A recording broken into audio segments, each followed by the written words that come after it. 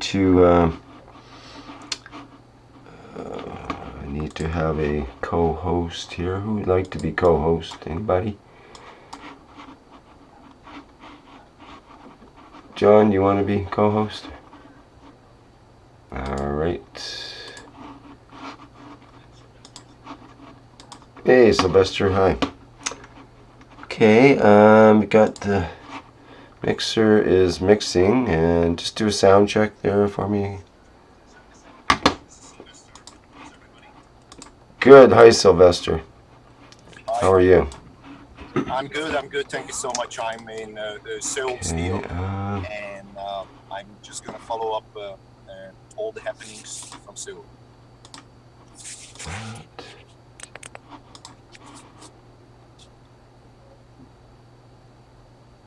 All right. So, let me make the announcement here. I'm just getting going. It's Tuesday, April 19th, 2016, and this is the Keshe Plasma Reactor Group. My name is Rick Crammond, and as usual, we will have a discussion regarding Keshe things, Keshe experiments, and other questions and different things that will come up here. I think we're going to start maybe. John, do you want to start off with something you were contemplating, and maybe we can work into Vivek after that? Okay. Um, Well, I'd what like were you you to talking about there, John? mine here. Um, since I moved, I have not had a successful GANs setup. It's driving For me some nuts. reason, I'm not hearing. He's not hearing anything. Okay, Plug hang your on a headphones in. second here. Hello, Rick. Yes, my soundflower is not soundflowering, so just a minute Uh-oh. here. That's not good. Yeah, we'll get to you, Lee. Now I got it. Get your stuff going. Oh, I got it. It's very weak, but Yeah, I've got just it. getting the cameras all set up. Getting All to you. right, I think I've got it there now. All right. Um, Maybe I should go with Lee.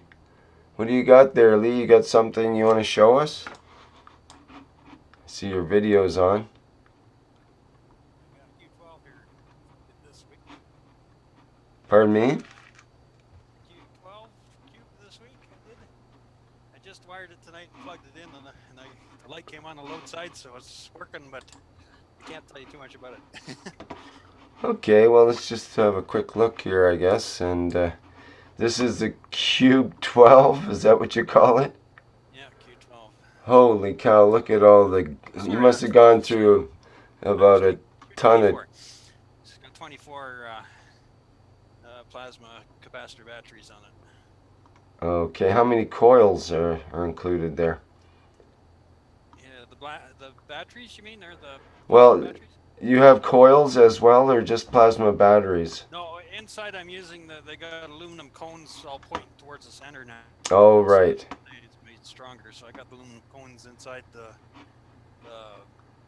the 4 inch by 4 inch by 4 inch cube, that glass vase.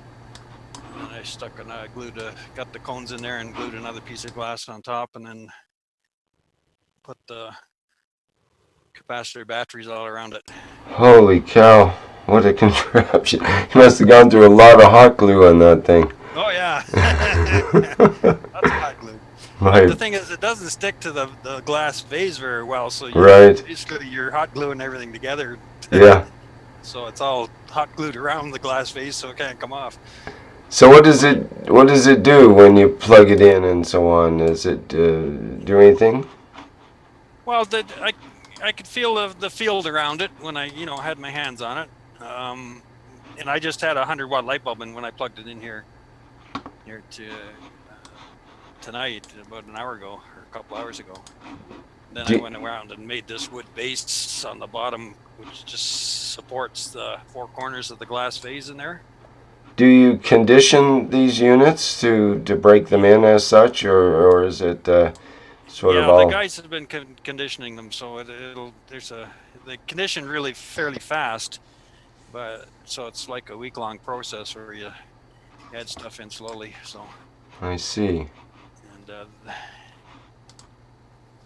so, but I'm interested in trying out they're putting a 12-volt car battery with a converter on it to run the AC side, and the thing is keeping the battery charged as well as running the load. So I'm going to be experimenting with that this week. Ah, yes. Okay. Well, good luck with that. We'll get a report next week on that one, I guess. Yeah, I'll try and get you some results for next week. So Right on. Well, anyway, that'd be interesting if it would power itself that way. yeah, so it would be. Then we'll have a true generator. Okay. Anything else to report from your end, or? No, that's it. I just wanted to show off this mass of wires here. Great. It is incredible mass of wires, isn't it? Is it quite heavy? No, 5 pounds or something. Okay. Right on. Okay. Well, we'll hear more about that one for next week then. Okay. All right. Who else here would like to do a little show and tell? Vivek, maybe you want to bring in your little Sure. presentation. Okay. What I was working on mentally is a system that would work in a car, not just to enhance the way the car operates, but to also reduce, if not cut, emissions. So let me just do a quick screen share. And this is the system that kind of imagined would work in that way. So is the screen share coming through? Okay. So here we have the Magrav's car unit, and you have the positive of the Magrav's car unit connected to the positive terminal of the battery. The negative terminal that's marked number 2 goes and connects directly to the engine block, because that's where the highest energy draw is. So the idea is to send as much plasma there directly.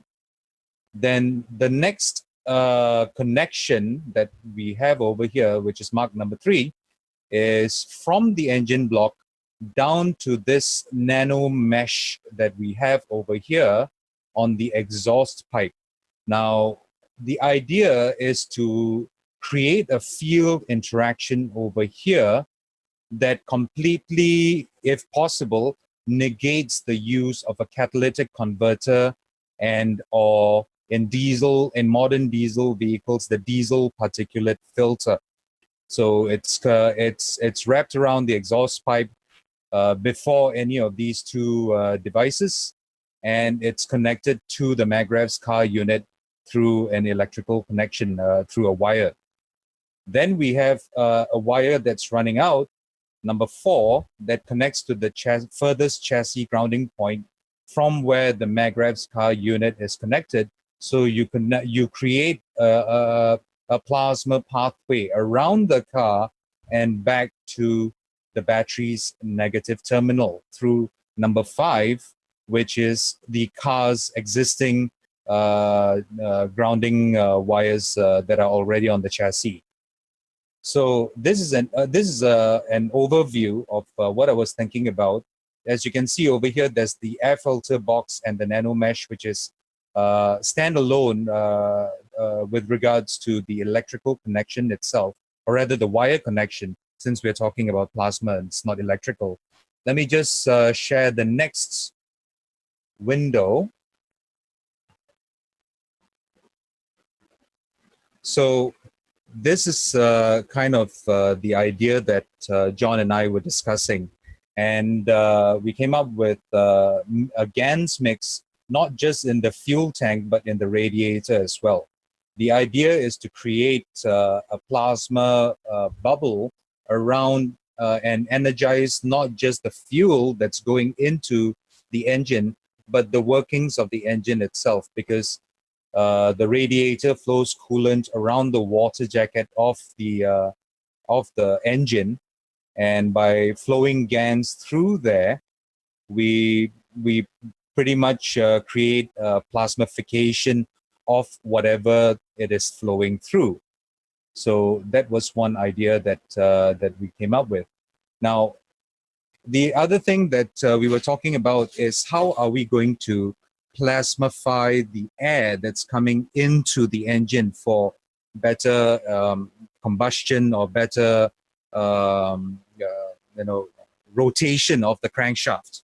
So the idea that we had is to have two copper meshes which are nano coated, and then to coat the inner copper mesh with CH3 GaNs and the outer with CO2 GaNs, and wrap them around the airbox inlet pipe.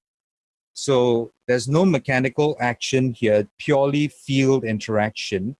And we are thinking that this would create a plasmification of the air that's coming into the engine.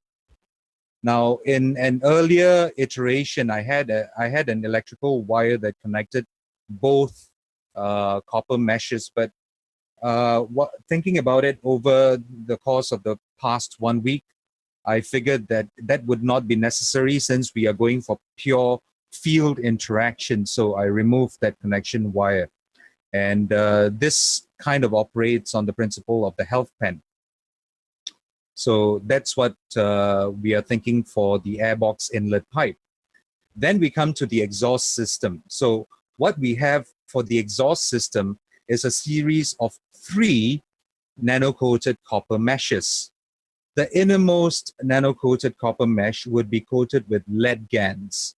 And as you can see over here, there's a wire that comes from the engine block and connects to that wire mesh.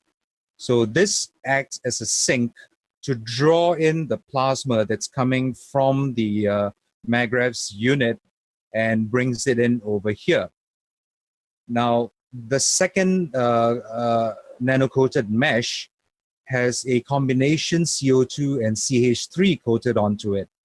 Now, with each subsequent layer, what I was thinking of is that first you have an exhaust wrap wrapped around the exhaust pipe. The innermost one would be soaked in the plasmified water of the lead GaNs. Then you wrap it around the exhaust pipe. Then you apply the nano-coated mesh, which is coated in lead GaNs, onto that exhaust wrap. Then you wrap that in further exhaust wrap, which is soaked in the plasmified water of CO2 and CH3.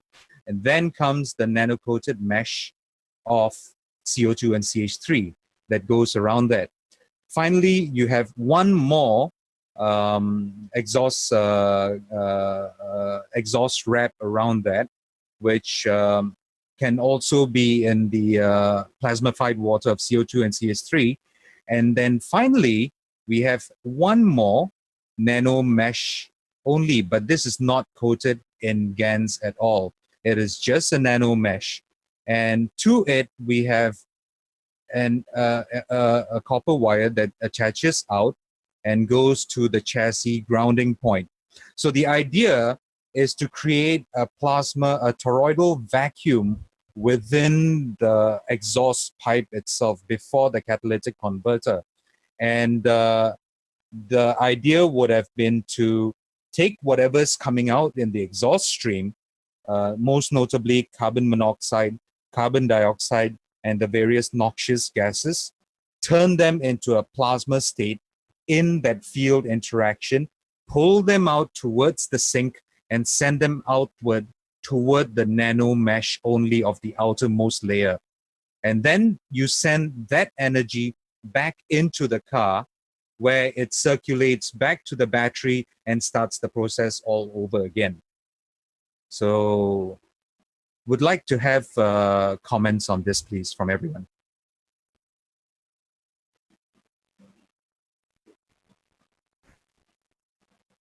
Everybody's speechless. Everyone's like, what on earth is he talking about?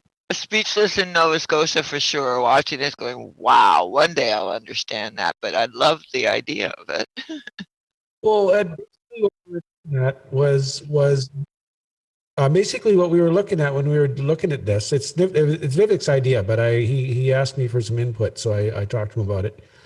And what we're trying to do is create a toroid field so that the center of the toroid, where the inner and outer directed energies pass each other, is in the center of the exhaust pipe, which would be an incredibly strong plasma field.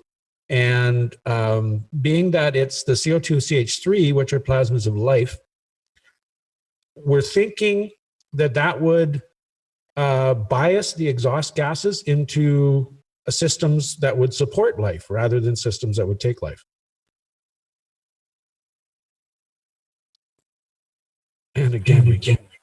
Yeah, and Stunned silence once again. I have a question. So you're saying that like the exhaust would actually support, be good for people. People want to put their mouths around the exhaust pipe because it'll have healing qualities or something like that, perhaps. And Well, very similar to the way your lungs work, because in your lungs or your intestines, you're not actually passing matter. You're not passing oxygen and carbon dioxide through the barriers of your lungs. All you're passing is the plasmatic difference between oxygen and carbon.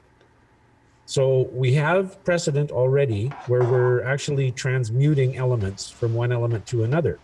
And this is kind of the same sort of an idea here, where we're adding a very, very strong plasmatic field that is in its very nature supportive of life.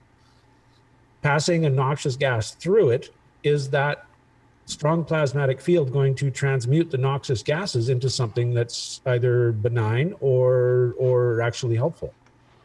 or good does question. that strong plasmatic field actually turn those gases into plasma themselves, which then flow out towards the outermost nano mesh, and then that that plasma energy then gets recirculated back into the car for better Right. operation. And I was thinking about this over the week. What if that also? I mean, if it does that, what if that also applies to heat and sound? Would we need mufflers anymore? Well, definitely, plasma can be used for such things. They do have plasma-based mufflers, for example, that tend to vaporize the particulates so that they don't. Well, it breaks down the larger molecules into their basic components so they can be dealt with easier and so on, and converted to less noxious things.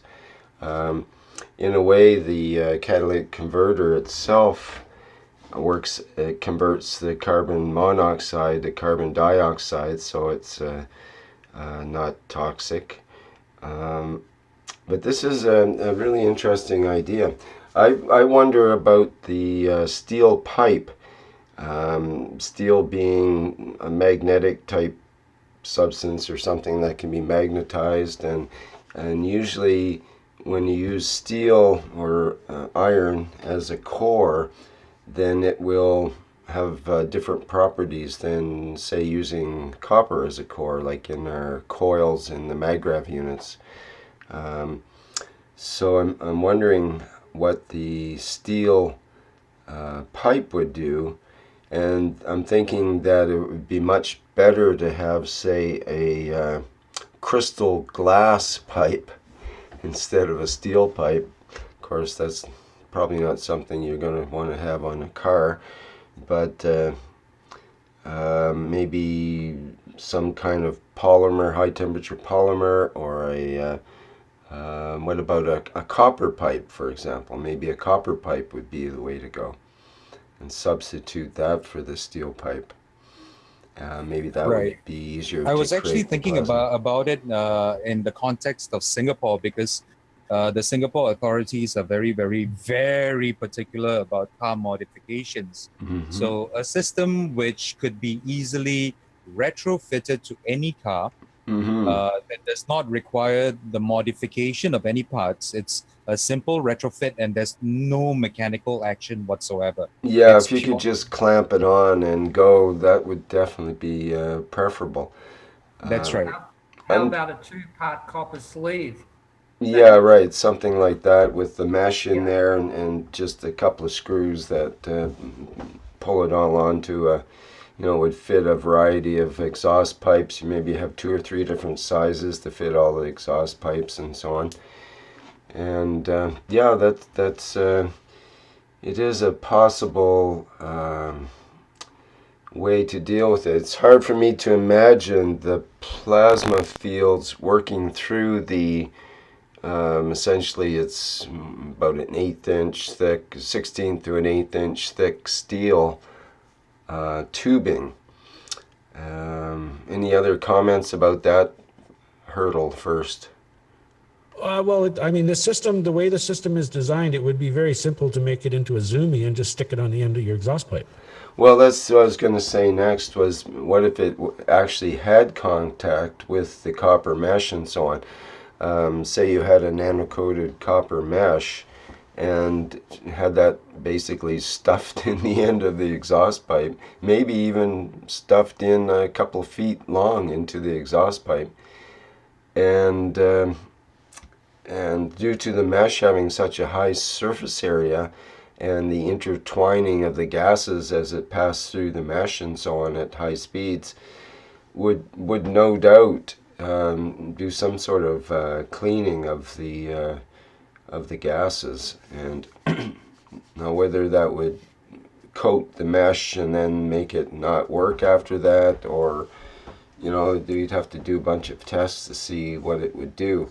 It might, for example, it might coat it first, but then it might uncoat it when it got heated up under full acceleration, similar to what the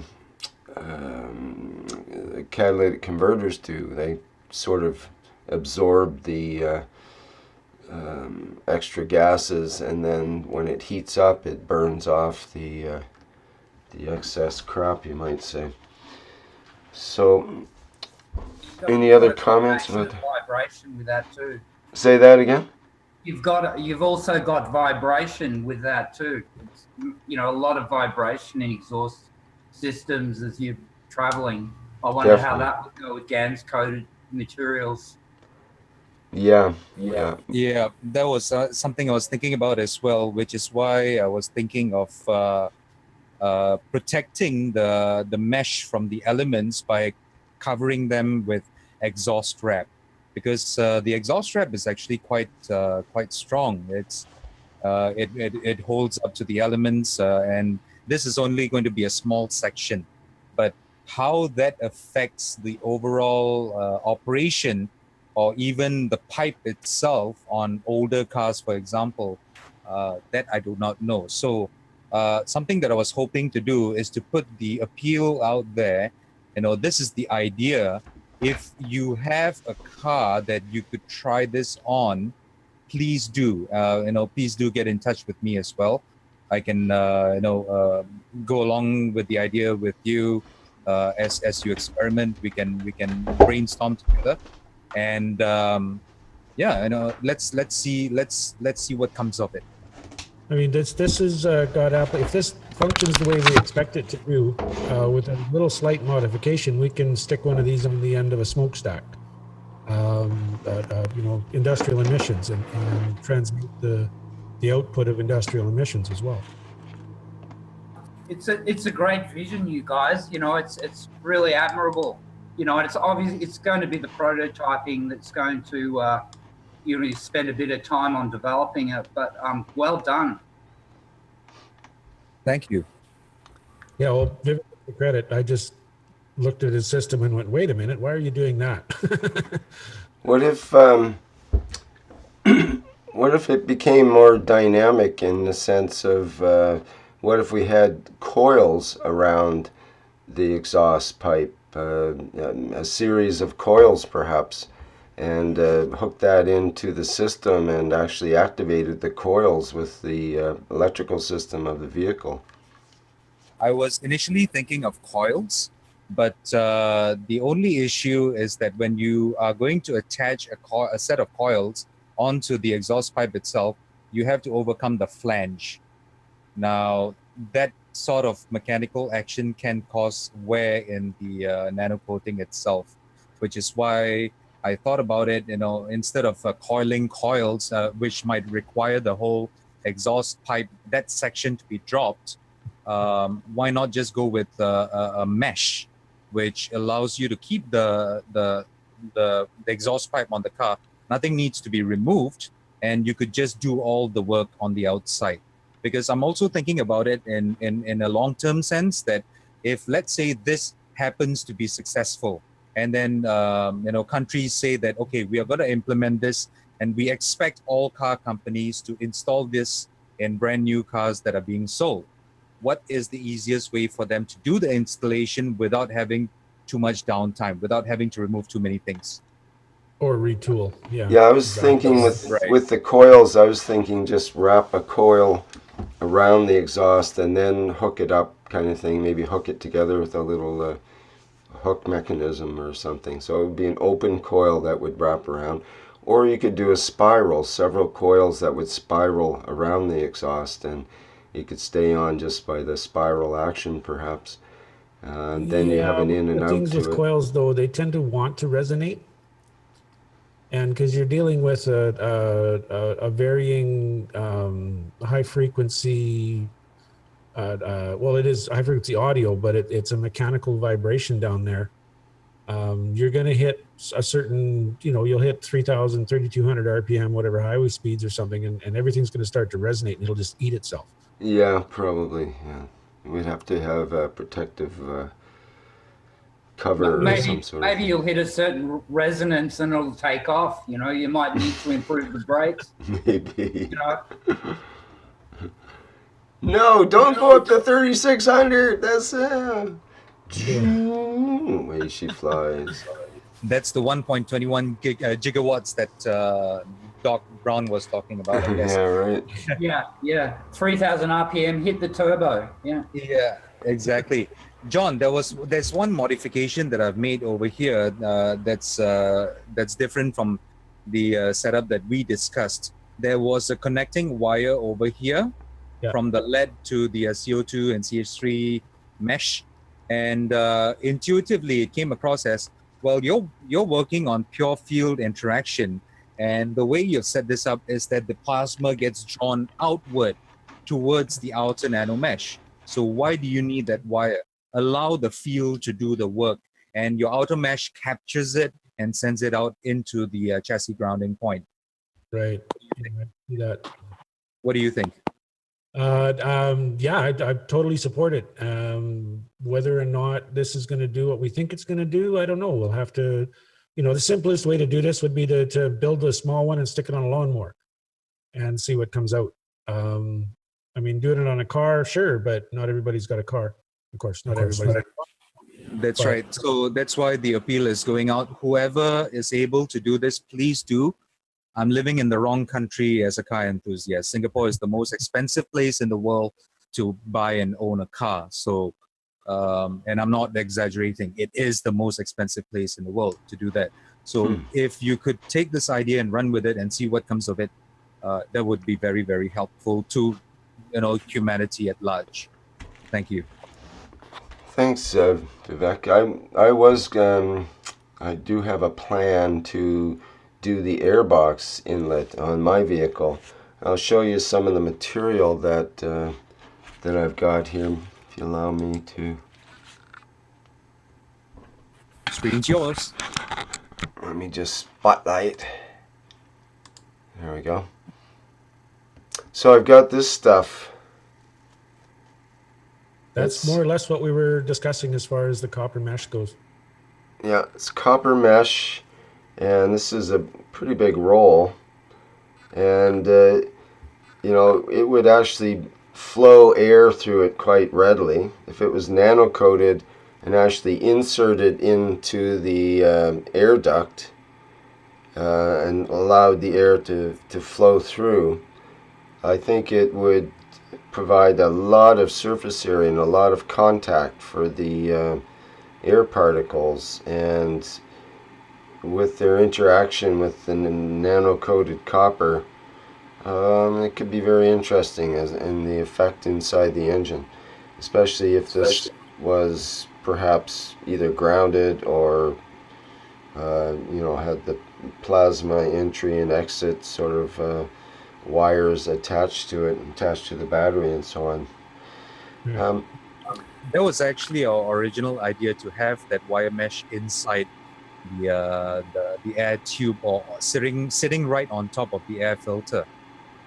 Right, And yeah. With my air yep. filter is about like this, a square piece, a rectangular piece.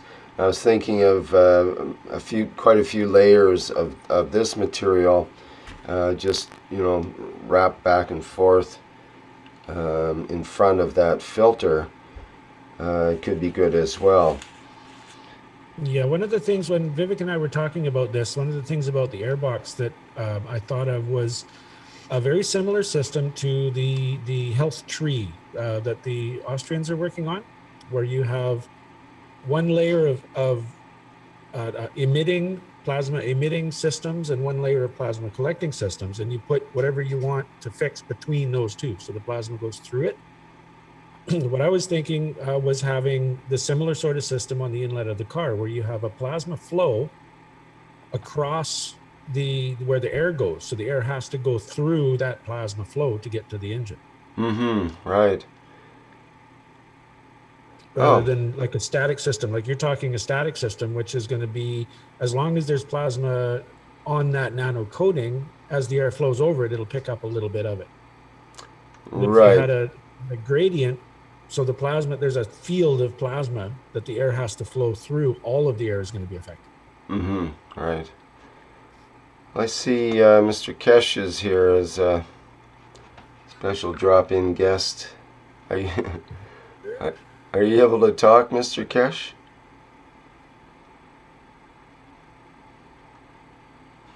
Come on, tell us we're on the wrong track at least. Hello. Good morning. We've seen effects which this kind of thing we looked at, and Brennan team are working on this kind of things in different way. But one of the things which will come up in the near future is that, especially with the high temperature exhaust, the fields contract because of the matter state, and you'll find out the whole path will be clotted. The Iranian scientists have done a lot of tests on air pollution, absorption, nanomaterials. Huge amount of data has been collected, and yes, it does absorb, but as Rick said, very soon all the holes get clogged up. The other thing which we see in the process, especially with the present cars,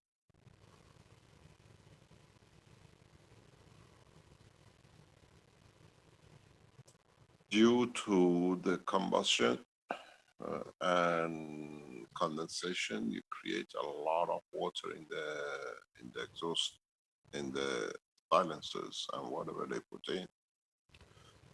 And this on its own leads to creation of a lot of GANs if you put the nanomaterial inside.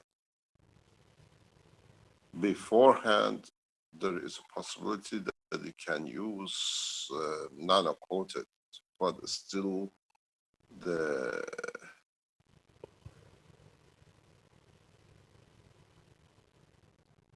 poison partially is created after the combustion. So you need both ends on the beginning air filter and the exhaust. Brendan showed something last week or the week before where the exhaust goes in the CO2 GANs or copper oxide GANs, and then it comes out to extract. But there is everything which, okay, you're looking at, you're working on, has changed since last week. Yeah. The release of what I call liquid plasma and vapor plasma will change everything you worked on if you're in that direction. Because for the first time, we got tests now which shows using liquid plasma in a specific condition, we can create anything we need now. That test going on in the background. So in reality,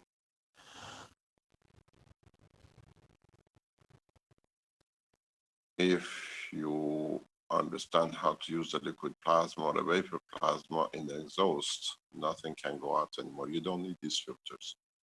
You create magnetic gravitational filters.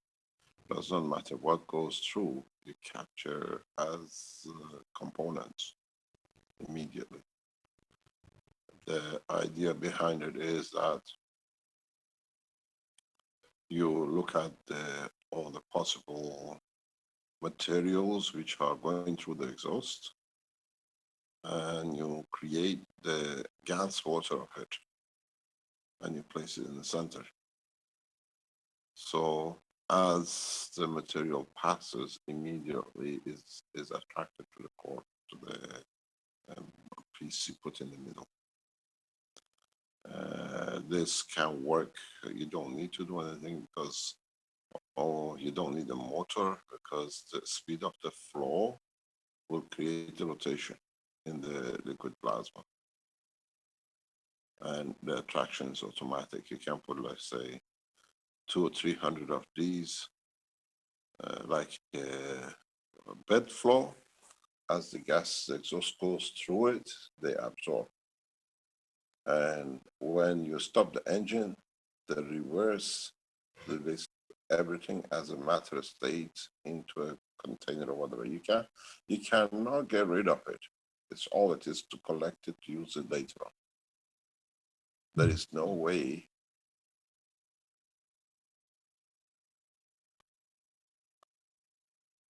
you can allow the materials to go through, collect them, and don't do anything with them. Even with a filter, which you just shown, is the same problem. These filters get filled up very quickly. We did this test in Ghent University. These filters, after a while, the gaps gets filled up and it becomes shiny. Because we tried to use nanomaterial, coated nanomaterial, as a brake pad, as a system for energy transfer.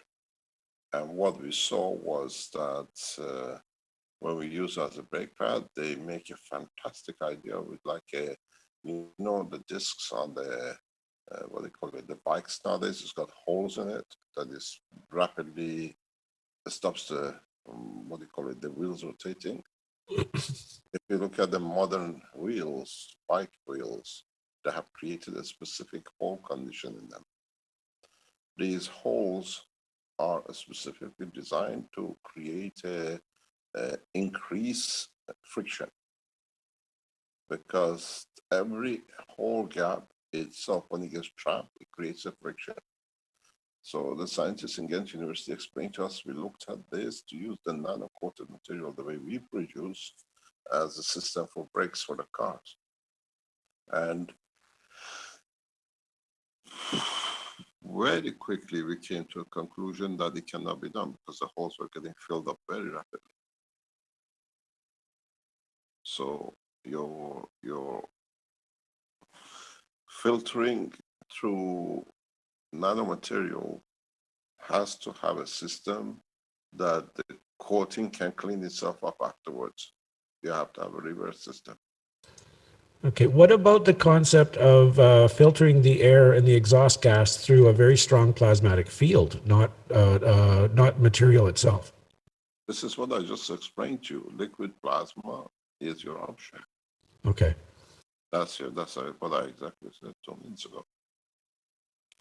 And what other option, the reason we introduced the vapor plasma is the same. You know how long it took for people to get used to GANs? Now it'll take people a few weeks to start actually understanding the the liquid plasma, and then understanding the vapor plasma, and then we go to the field plasma. The field plasma I'll introduce later on, then you have no matter state. So interim is liquid plasma or a vapor plasma. The health people will run with the liquid plasma, but the people for generation of electricity and other things will take them time to understand. But it's the most effective. Hello, good morning, darling. Just 1 second, please. You look up good? Yes. So the position is that if you start running with liquid plasma, you will go very, very far, further than with gas technology. But then you have to understand the vapor and the field plasma technology is the ultimate. Is when you go to the field, as we educating and slowly people are going from nano to gas to plasma, and now to liquid plasma and vapor plasma, and then we bring you to field plasma. Then the field plasma is what you actually face in the space. In the space, you only use field plasma. You can't carry water with you, you can't carry vapor with you. So the next step of education, the next 3-4 weeks after we come back fully, is teaching of the field. So it goes back, as I said, when I thought the principle of the unified field theory comes in, which means you create only fields in the core, and in the space you absorb the fields you want to absorb for food, for energy, or whatever. Or you use your fields in your cores to create fields above the fields you're traveling into that you don't become part of. So that is the next step. We got a long way to go yet.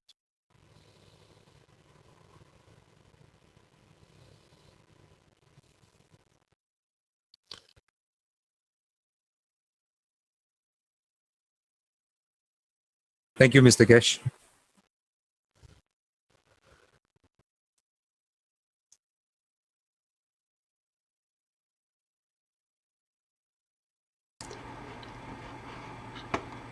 Can I ask a question? You Are we can not try. the cores, Mr. Keshe? In a certain way? Each person is their own core if we are working with the fields? Ooh, he just fell off. Oh, okay. That's where I took it. It's like, wow. Okay. But anyway, it's too bad he fell off. I would have loved to have that answered. But then I already know the answer. We are the cores. I'll be quiet now. Yep, it all depends on what level you want to look at it, I guess. Yeah. So how does this information change the way that we were looking at that picture of Vivek's and John's there?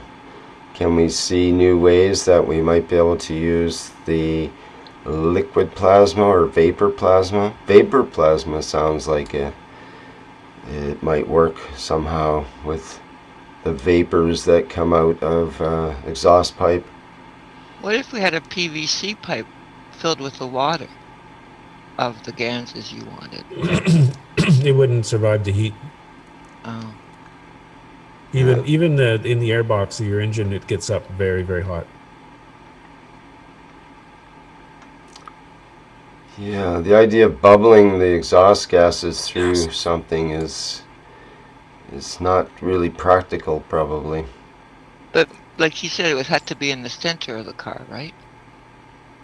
Whatever we were using as the vapor field had to be located in the center of the car. So would there be as much heat in the center of the car?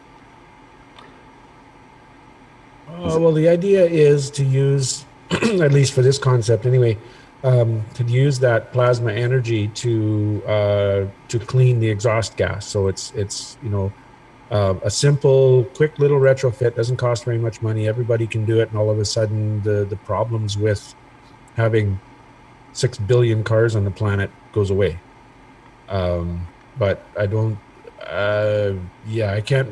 I don't know enough about the liquid or the vapor plasma yet to be able to formulate an idea. The only thing I can see is a nozzle in your exhaust pipe, and it's spraying in vapor. But that's probably not even remotely close to what he's talking about. So I'm gonna have to wait and see what the new tech reveals as we learn it. Hello, everybody. Is Mr. Keshe still there? No, No. sorry. He, Okay. Oh, I wanted to ask him about this reactor. But okay. Hey, can I show you something that's strange? Sure, we love strange things here. Please do. Okay. Let's see here. You can't start video because Oh, maybe I have to hang on.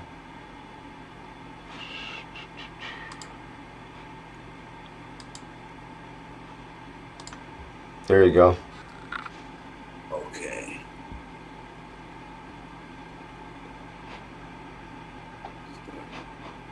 You got it? Okay. All right. I made a GANs of my amino acids. And when I made the copper oxide, it was this beautiful blue, same as I made a million times. I started washing it, and I used the liquid of it to coat the reactor cores, coils. And I also filled some balls with the water. I still got some nano coating. But I don't know if you can see this, you can change the angle. As it sat in the container, it went black. Have you ever seen that before? And there's oil all over the top. The CH3. What did you have as the liquid there, Mario? This is the liquid is on top, but it never separated. Well, what was the liquid again? What did you have in there? That's copper oxide GANs underneath. It was blue.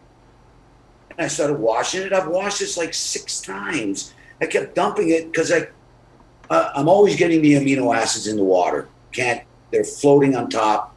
Same thing here. There's amino acids. The water is slightly reddish. Can't get rid of it. It's because of the amino acids, I guess. What kind of water are you using? Still water? Distilled water? Yeah. Washed it 6 times and it's still red on top.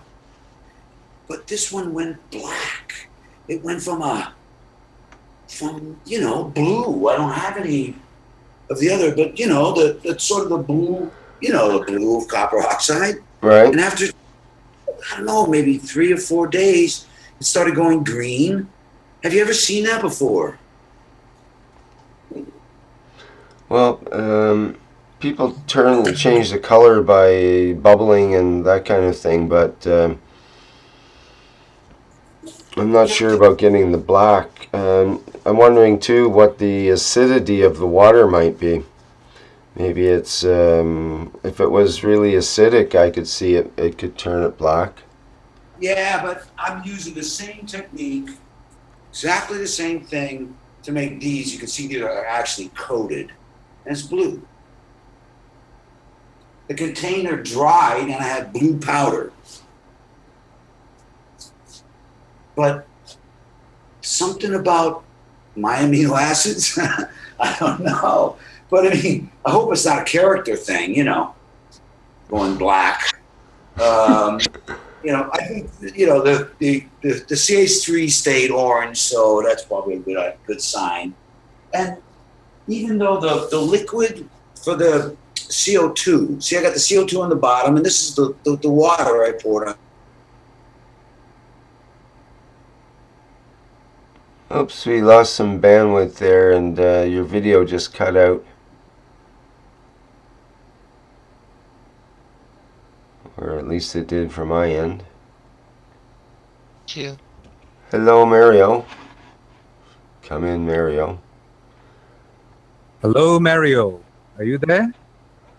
Okay, well, we lost Mario, but we gained Mr. Keshe, so... Oh, now Mr. Keshe left and Mario's still here.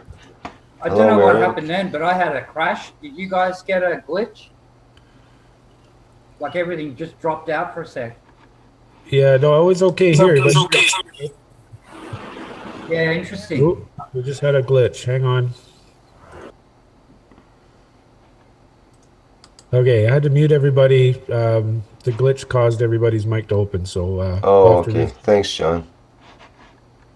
and I'll open up Mario. Okay, Mario, you're back. Yeah.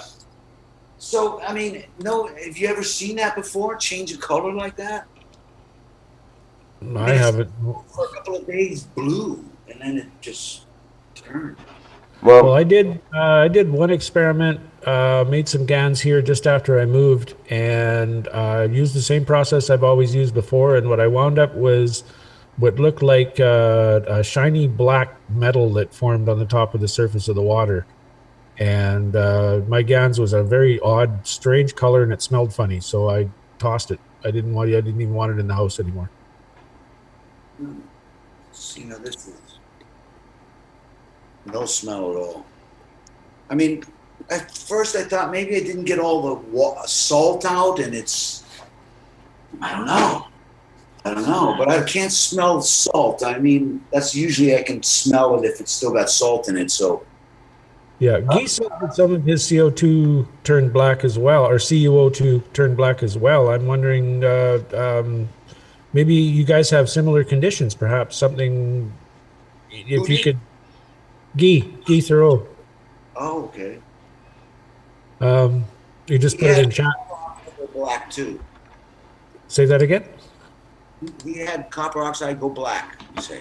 That's what he said. He said some of my CuO2 containers turned black as well. So I'm wondering if you guys might have paralleled a condition in there. Probably not my amino acids. Probably not. Good. I have a question too. If any of you know, I've got these connector wires just hanging here. I'm not sure. Should I loop those? Well, the end of a nano-coated wire that carries plasma is going to be a nozzle, just like a nozzle on the end of a hose. They're not carrying plasma. They're just holding the rings. You know? Well, if they're in a plasmatic field and they're nano-coated, they will be carrying plasma. And if you don't loop them back on themselves, it's a weakness in your field. Yeah, that's what I thought. So I'll have to do that. And probably have to re-nano-coat all this stuff. See something that happened. These coils, the way they aim, this one has to go straight down. That one goes straight down. That one goes straight up. All of these fit in the corner. Every one of them point right there, right in the center at the king's cheek. Mm-hmm. And my little one, I thought this reactor was the boss. I think I was saying to you before, I want to get rid of that one and put my head there, right? But now I'm looking at it bigger and I'm seeing how these are pointed. No. Right there. See how they all point right there? That's the coolest thing. That's where those fields are coming out in every angle, connecting to every one of these. And if these fields can cross, but I got another question. See, I closed the loop. I closed the circuit. You know, I didn't put any plasma batteries because I'm thinking that's a plasma battery for this one. This is a plasma battery for this one. And this one is now the magnetic outlet is going into the gravitational in there. So, you know, but the question is, you think I need to have an open circuit so that it's a through circuit instead of a closed loop? Any suggestions on that? Any thoughts?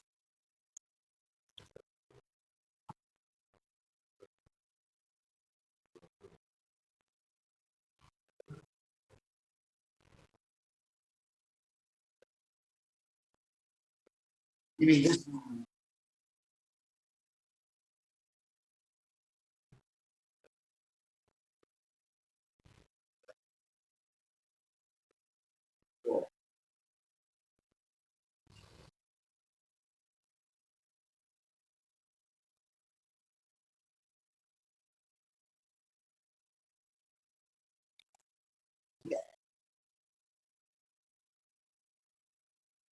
So it's open already, really, right? I don't need to open it. Yeah?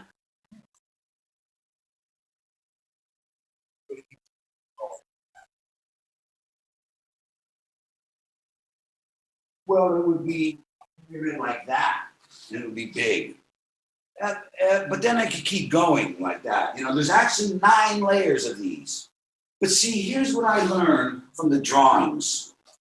The only way I can get that central core to open up is if I feel any central core, any of these reactors. The only way they're going to have their own central cores is if there's 2 field lines crossing from another central core, from others. In other words, this one has to cross with this one to get that one. And this one has to cross with that one to get the next one, you know? It has to go like that. That's the only way you can get them. And there's actually, in the drawings with the star formation, if you figure this one, well, look at this star formation. It's upside down, but it doesn't matter. If you look at this one, it does not cross directly with that one.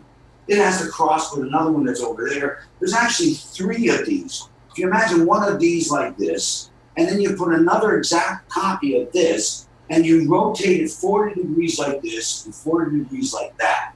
And then you put another one 40 degrees like this and 40 degrees like that. What you get is a sphere of these, all aimed into the those are the ones. So it's like, if I can get a central core in this one, it means I've got a central core in these other 3 and 8 more central cores in free plasmas in the sphere around it.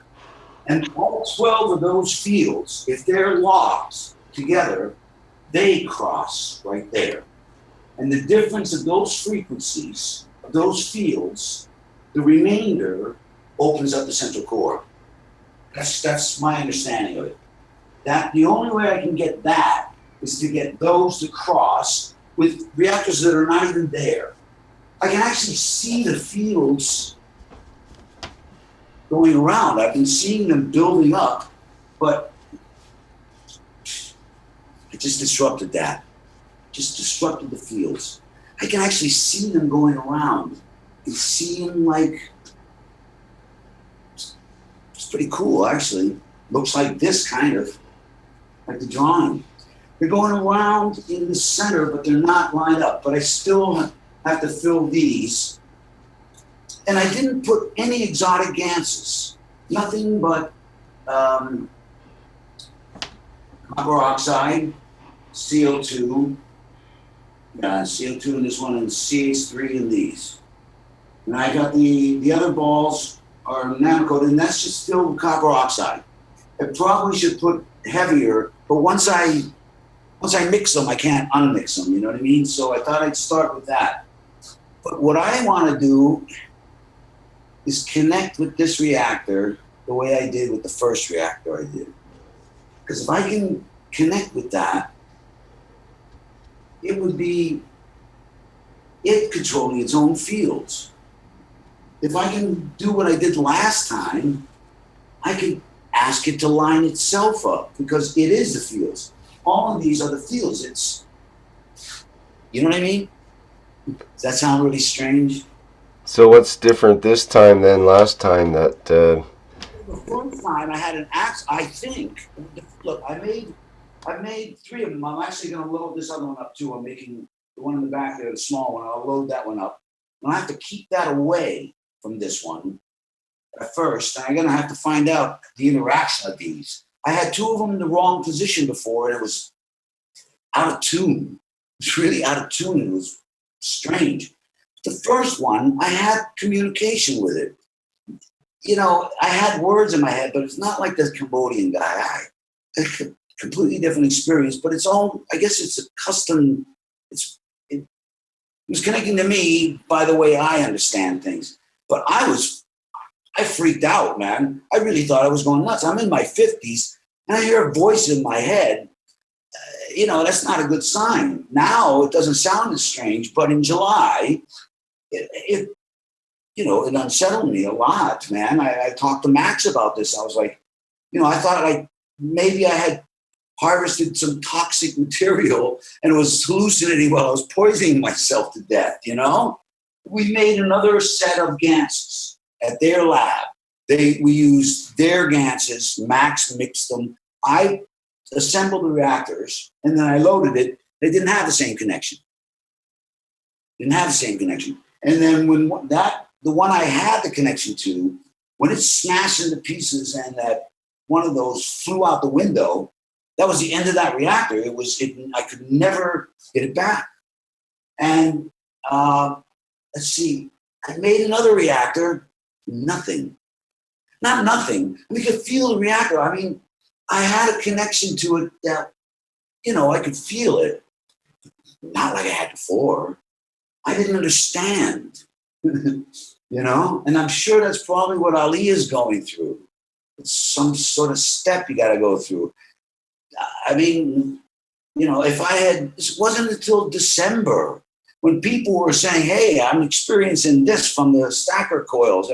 Oh, okay, well, then maybe I'm not nuts. Really, you know? Because it's a strange thing, what happened. I'm not used to that. But I am now, and I'm ready to do it again.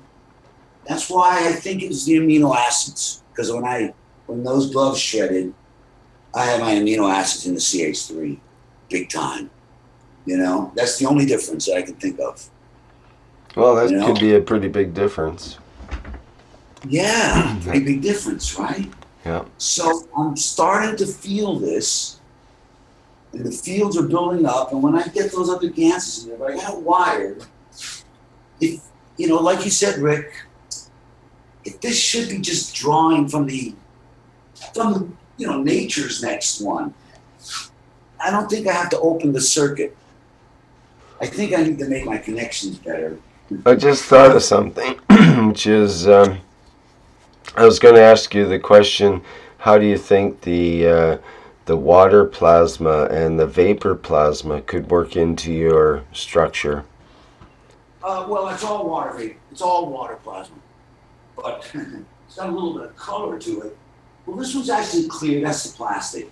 The orange, you can see it's not really clear. It's definitely GANs. Or maybe it's just the amino acids. You know, I don't know. Well, something that occurred to me to answer my own question, which would be, what if we created a vapor around the whole unit that interconnected all of the reactors through the vapor? Well, I'm not sure how to make the vapor. I mean, other than distilling it and capturing the steam, which I'm not even sure what it'll boil. Well, there's ultrasonic units you can buy, for example, that make a cold vapor. Maybe there's certain fluids we could use. Maybe that's if we had the GANs, sort of a GANs vapor or something like that, might be the interconnecting link between the reactors. Well, Mr. Keshe said there's a way to do it with plasma that's really simple. You know, you're going to transfer the fields directly into the air somehow. It's really, I'm not sure how to do it right. Well, that would be that was hinted at in the last workshop. Beyond the vapor plasma is the air plasma. Well, and also, Mr. Keshe just told us about the beyond the vapor plasma is what he called the field plasma. I think the field plasma is what I'm going to get there. Mm-hmm. Field plasma, because that's the entire structure. If I could keep that stable, if I could connect to it and it's stable, I don't need this, because all these become like the little satellites around that. The only reason they're there is to connect. You know what I mean? If these fields, if I could connect with these and ask it nicely is what I always did. I didn't command anything, you know? I asked it nicely. If I ask it nicely, then you align yourselves up and give me a central core there. They seem to always respond. I didn't know that I didn't know to ask last time. Now I know to ask. I can't wait. You know, I mean, if I can make that connection,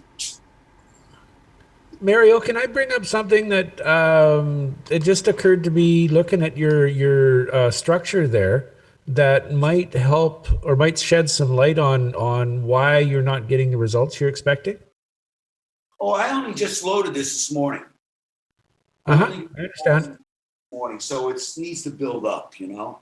Yeah, Needs to I build- understand. But it's about a balancing of the fields. As you know, with music, you need a balance within the fields that you're creating with your music.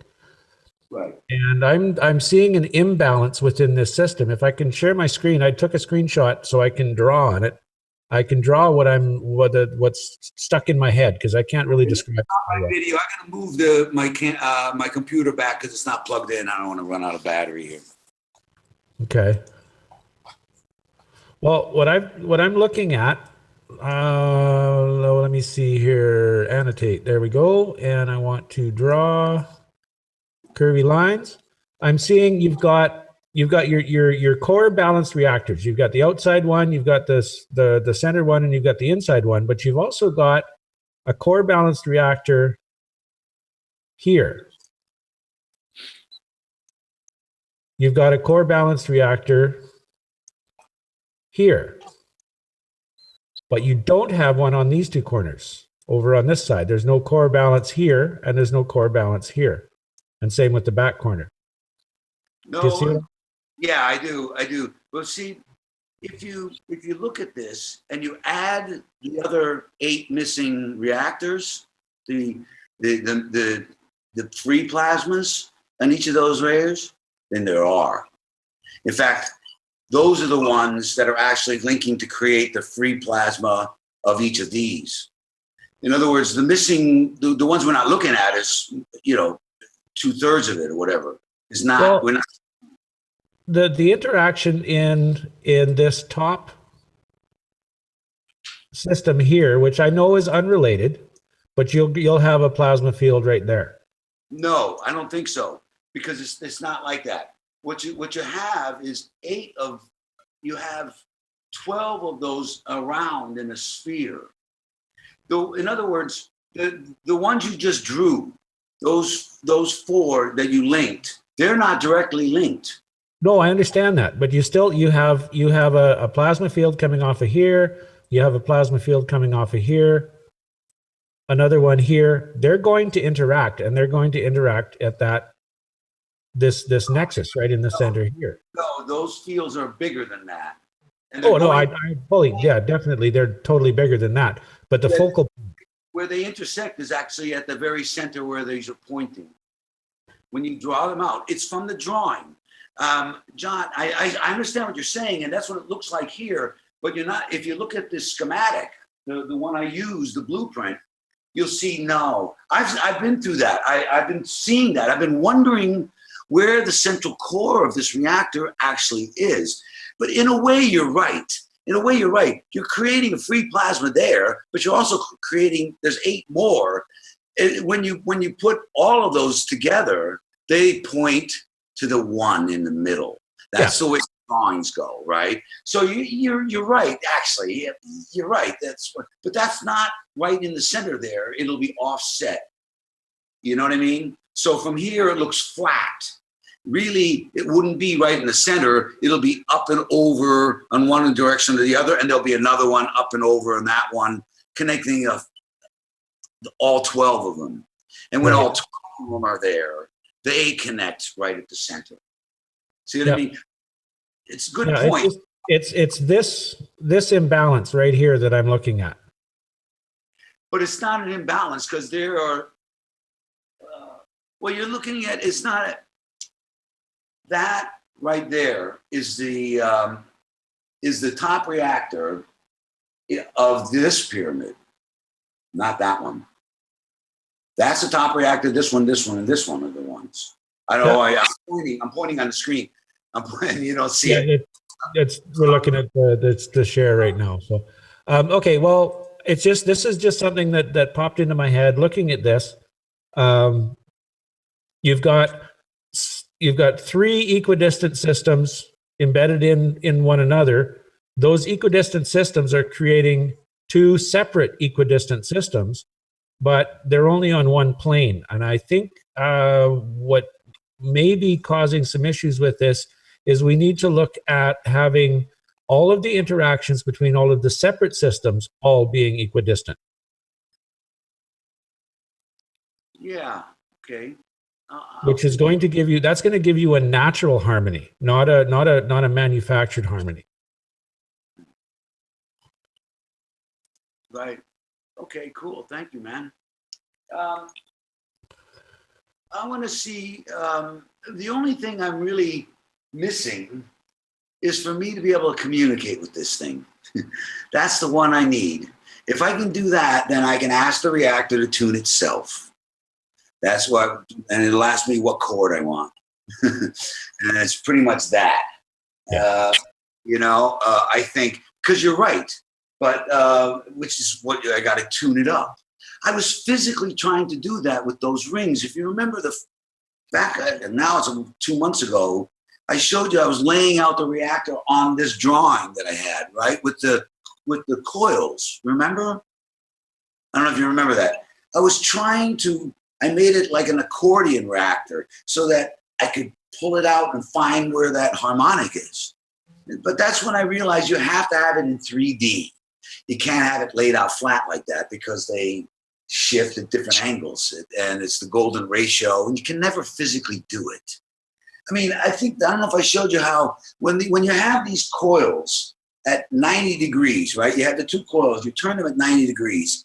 The way I see it is that when the fields come out of the center, they spiral around, and because you've got those coils set at 90 degrees, those fields will go out to 90 degrees. If you offset it by the ratio of the drawings, whatever field you want, you set it to that position, it'll offset it to that field. That's how it is. It's just diverting the angle of the fields so that you can tune it up. And there's a two-way turn. Like I was saying before, how you have 40 degrees on one and 40 degrees on the other axis, right? So half of these fields, 6 of the fields come up and 6 of the fields go down.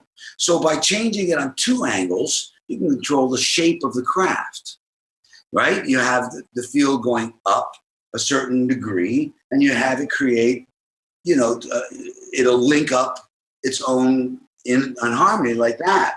But you can't physically do it. But that's the point is, if I can talk to the reactor can take the fields as they're coming off of the coils, whatever angle they are, it can adjust them as they come out. You know what I mean? Oh. Hello? Well, I'm trying to work it out in my head. Sometimes you go pretty fast, and it's. Oh. Okay. Well. Maybe we can use a whiteboard or that picture you had before to describe might be easier. Yeah, I'll tell you what. Let me run my video. I can show you. Let me start my video here. Put this back. Okay. The angles of these coils, they're at 90 degrees. If you imagine that I have them flat, you have the angle like this. That if they're at 90 degrees, like this, then the fields come out at 90 degrees from wherever they are. From the central core, basically, right? If you angle it like this, then the fields go off like that angle. If they offer it like that, it goes in that angle. So you can control the angle to what layer you want by adjusting the angle of the coils, see? But you have to be exact to these ratios. It's possible. It can't be done physically, right? And because you have an angle at both directions, you have to think 3D, not just the fields going out in one way, but whether they're angled up or down. So you twist it like this and like this. You know what I mean? And you get an up field going out to whichever layer you want. And if I have 3 of those, I can play a chord. So a simple chord would be in thirds, A, C, E. The difference when those fields are in those positions, then when the central core, the difference in those fields is going to create a lower frequency, bigger field on the outside of the craft tuned to an A. It'll be the difference of those. That's why we call it an A chord. It's the root note of the chord. So you don't have to subtract them. You want a B chord, B, D, F would be an easy way to do that. So you have the reactor adjust the fields to give you, you know, your northern hemisphere shaped craft with the outer layer tuned to whatever note you want. You can control the frequency of the field. If you could plot planet Zeus, what is it? C. Okay, play me a C chord. It's going to create a planet Zeus magnetic field. And because I have the offset at this clock coiling this way, that means the polarity is like that. There's the in and there's the out. So you can control the polarity and you can control the frequency of the fields. See? But I can't do it. It has to be the reactor. If I can get the reactor to open the central core, it's the fields. It is the fields. So it can adjust them as they come off of these coils. Actually, as they come off of the central core, now I have that, what did Mr. Keshe call it? Not the free plasma, not liquid plasma, not vapor plasma. What's the next layer you called it? Next level? Field plasma. That's the ship. This is like a ship inside a ship, right? These have their own fields and they're all doing their thing, but the real spaceship is the central core here. That's the one that's got this huge superstructure, the difference of all 12 of these fields. That, and I can tune it. Well, I can't tune it, but it is the fields, right? That's its own body. And if I'm connected to its mind, not like me, it knows its own body. It's on a higher level of existence. That's what I learned, you know? And if I can connect to that entity again, well, that's good. In fact, this is the same thing musicians have always done, is when they play in a group, if they have their minds right, they're not in the same room.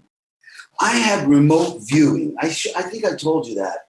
When I couldn't find one of those little things that flew out, and I was like, man, I can't find it. You got to show me where you are. And I was looking at it. I mean, wow, well, this thing is going to have fields that go out thousands of kilometers. If I can connect to this with my mind, I can see whatever it sees. You know what I mean? Perhaps you need to ask it how you can connect with it. Well, it'll connect with me. That's Okay. what happened last time when it's ready. I think it already is, to be honest with you. I think it already is, but it might be wishful thinking, and I'm not going to jump the gun. Is there some other coating on the coils that might help? What I'm going to have to do, because I've scratched this a lot of times, I had to cut some wires. I have to re-nanocoat it, and it's a bitch because I can't. It's not so bad. I can do it here. I got these big bags. I can do it, but I got to do it in my living room. I can't take it outside, and it's 40 degrees Celsius outside. I'm gonna have to open the doors and the windows. 2 days sweltering in the heat. I did it last time. Not looking forward to that. I'm trying to think of maybe. What about just a little a tiny paintbrush and dab a bit of caustic on where you need to? Yeah, you think that'll be enough? I hope so. I'm going to try that. I will do that. I will spray. I have a spray, and I'll spray pretty much a lot of it, and I'll spray all the connectors. I'm going to have to bend those in, see if I can't pad some pliers so I don't scratch it too badly, and twist them all in. And what I really need to do is cut. I'm the worst mechanic in the world. I really am.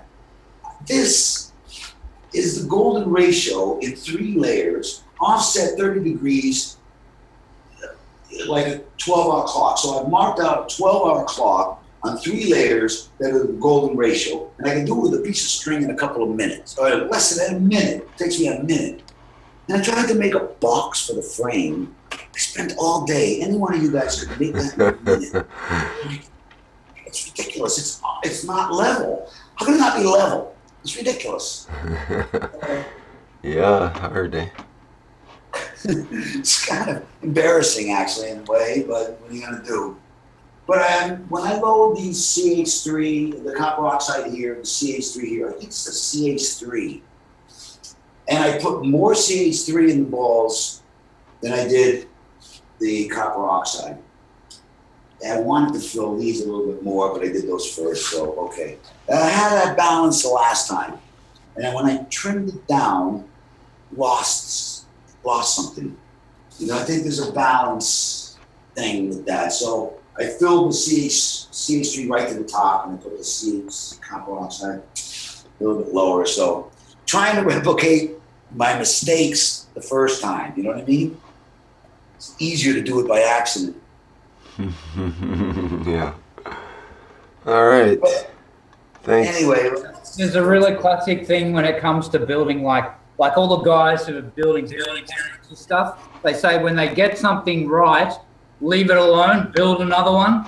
Don't alter the one that's working. Yeah. yeah. Well, I'm worried about the wobble here. I'm worried about the wobble because if my experience, like it's 3 or 4 times before, it's going to want to pull itself down. And that should be okay. But then after it does a week or so of that, I don't know on this scale, but with the little ones, after it stopped doing that, this reactor wants to lift itself up. I never understood that until Mr. Keshe would say, yeah, all you need to do is put a star rising and that one will position itself. Oh, right, okay. I think I achieved positioning, but you know, when it flew out the window. But then, so when that tries to lift up, well, if anything moves, you know, totally disrupts the fields. And this Well, you could look at it, maybe it's moving into the position that it needs to be in order to function properly, though. Yeah, I'm sure that's what it's doing. I like the flimsy idea in a way. I like the flexibility of it, that it could move and rotate to its own position, find its own positioning. Well, I hope Maybe so. you need to take advantage of that flimsiness. Well, if I could make a box, then I got all the levels. It's really, I did this because I know how to just take a piece of string and measure it really fast. And I made so many plastic straw ones, you know. And I still had them as bad as this. That's why I had 3D printers to make those, you know, because not quite right. You know, if I could get a 3-way connector here, 60 degrees, 60 degrees, Lego reactor. It's a Lego reactor. I did show this to Mr. Keshe, but tomorrow, it's all right, let it build up. If I can make a connection to it, I can probably talk to Mr. Keshe directly. Well, there you go. Stuff, you know. But anyway, so I got still a lot of work there, but it's definitely building fields. There's no question about it. But every time I do something to fix it, all it takes is knocking them out. You know what I mean? They're waves, like, you know. And I can see them. I can see them. Right now, not so much because I'm in the way, I think. But, Is it easier to see when it's dark in the room? Well, I haven't tried yet because I really only got it. Really, I can't scroll room. I had them there yesterday, but I had to reposition all of these really to get them more lined up. So it's really only been a few hours. But even when they were not in the correct position, I think it's really tolerant. But you know, it's not infallible. It's infallible, but I'm not, and this is not, and these coils are not. They failed, and I've already, you know, reactor smashed to pieces, you know. So this is not really the way to go into space. Yeah, we have to get our systems a little more reliable, and for space, that's for sure. Well, I'm hoping Keshe Manufacturing kicks in and I can just buy some coils. That kind of thing, you know? Yeah, black sea copper oxide gas. That's a strange one too. But all right, so thanks, guys. And Okay, thanks, Mario. And we'll try to get some input from Mr. Keshe when he comes back, if he comes back here. We've got another half hour or so. Well, tomorrow's the big Dubai thing, so I'll let it wait next week. Maybe, you know, can show it on Knowledge Seekers or something. Mm-hmm. Okay. Hello, this is Sylvester Balso from Global Manufacturing. I just heard about manufacturing. Are you planning to become a Keshe Foundation manufacturer? Who, me? Yes. No, I'm a jazz musician. Okay. I'm also originally a jazz musician. I'm a trumpet player. So welcome in the band. Cool. All right, maybe. Okay, thank you so much. It was a great presentation. Appreciate you showing it. Oh, you're welcome.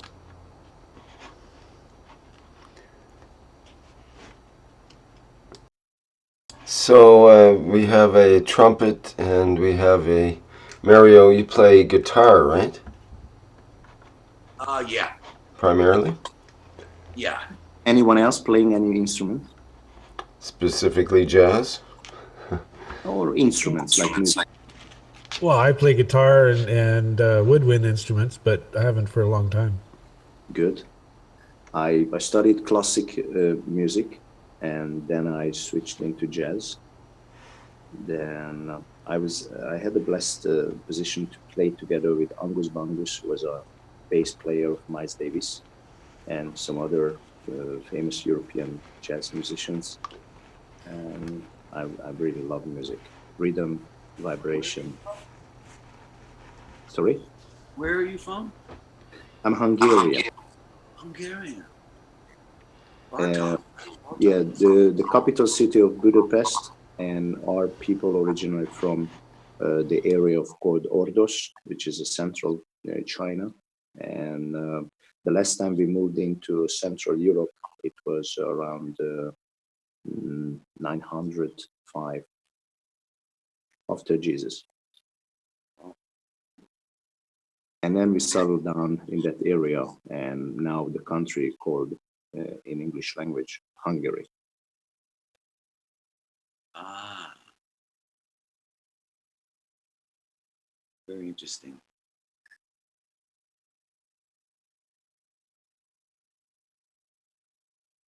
Do we have something else we can show here? Anybody have anything they'd like to demonstrate, show, or otherwise put on for video or other source of image?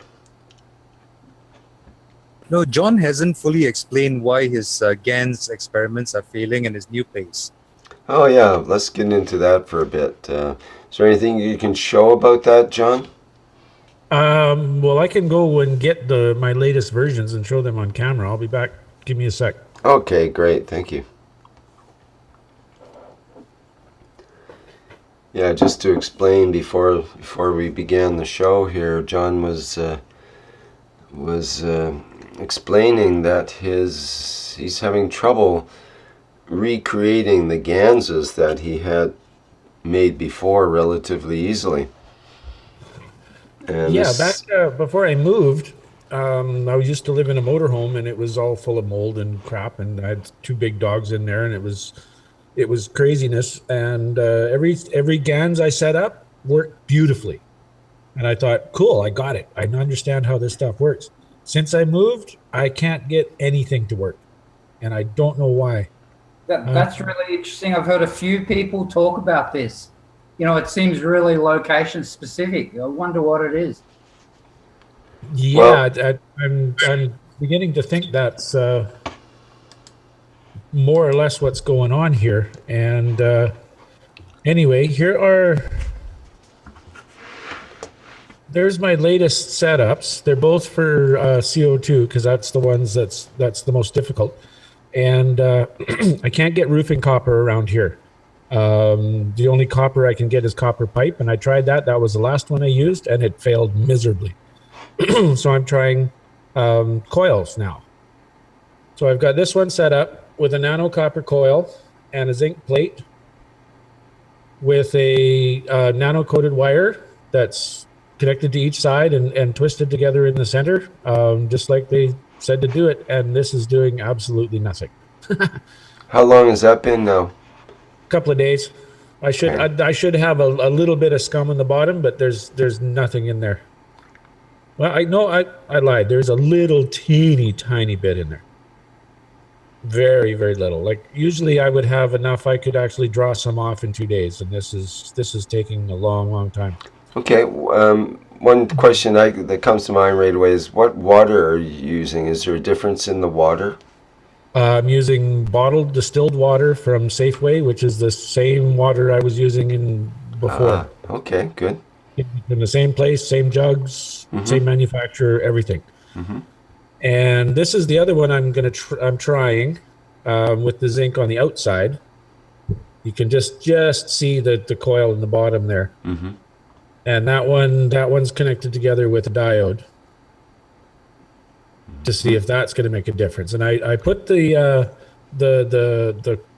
nano coated copper right close to one side of the cylinder of zinc, so that if it is location specific, somewhere there's going to be 2 spots where that's going to be the right distance, and that should produce. I should be able to see that probably form on the zinc or something like that. But this one I don't really expect a whole lot out of.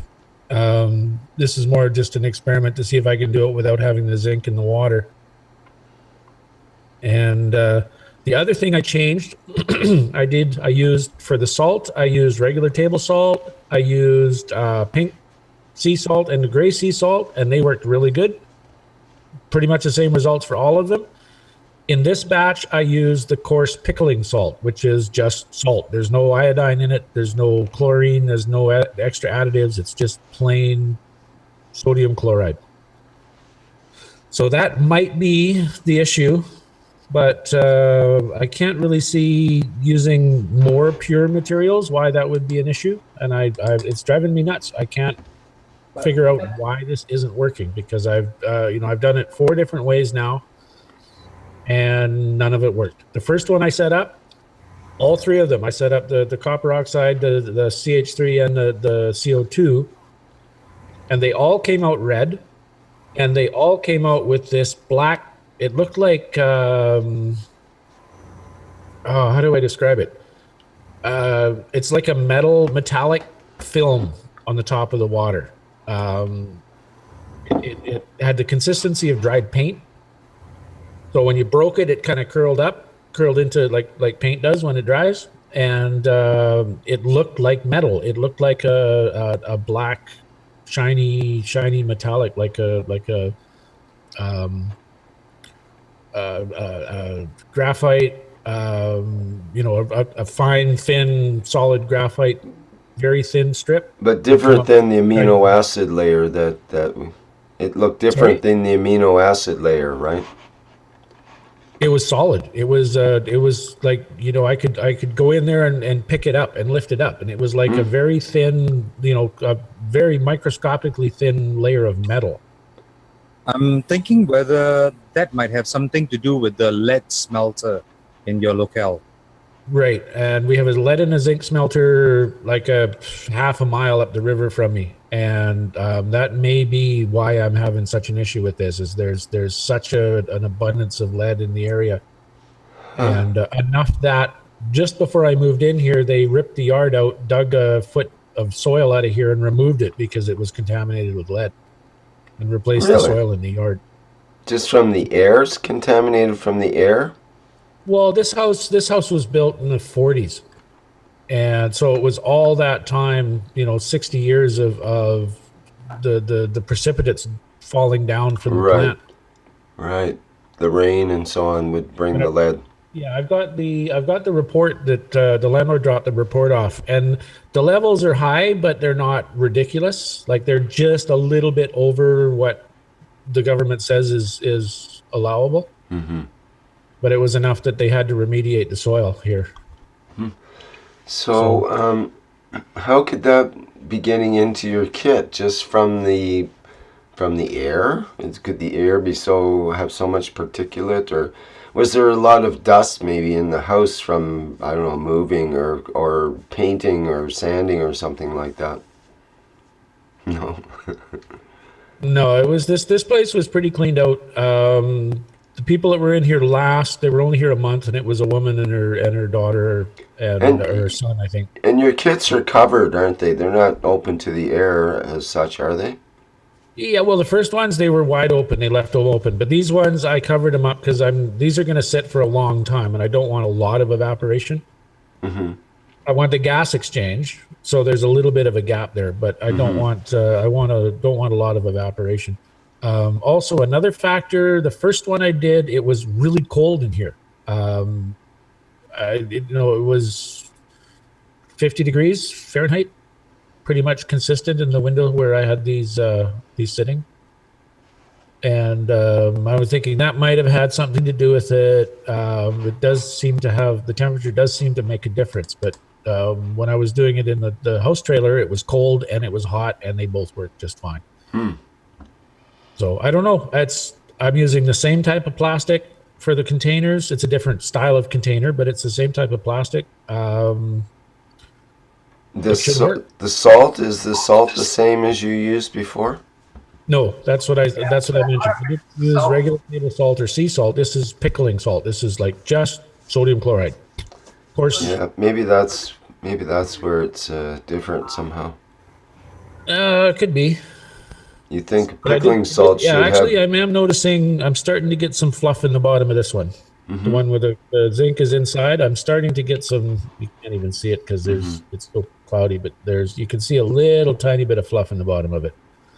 And the other thing is there anything about the zinc plate that could be different than before? The same roll of zinc that I used before. I bought a 50-foot roll, and I've been working with that ever since. I'm wondering if it may have become more oxidized or something over time. Because sometimes it takes a day or two for the zinc sort of oxidation layer to wear off, and then it starts producing good. Well, I mean, this roll of zinc probably sat at Home Depot for a year before I bought it. Yeah. And the first set I'd made out of it, they produced beautifully. Yeah. What other factors could there be in there? Nano plates, you're using caustic plates? Caustic? Yes. Yeah. I prefer caustic coating. I did a fire coating on my reactor coils and did it 3 times, went around 3 times, followed it, and I wasn't impressed with it. So they're in baggies and caustic right now, and the coating looks fantastic. Yeah. Particularly for GANTs, the caustic coats seem to be much better, last a lot longer. Yeah. And you find the baggy technique works best? You put a bit of, a teaspoon of cold caustic in? Is that the way you do it, or? I put the stuff in the baggie, and then I have a squirt bottle, which is on the other side of the desk, and I can't reach it. But I just put 2 squirts of caustic in there, and then seal the baggie up with some airspace, so it's and then just leave it. Yeah. And these, like, you look at them, they're turning out absolutely fantastic. Yeah. And what concentration of caustic do you think you would be using in that squirt bottle? About 5%, I think.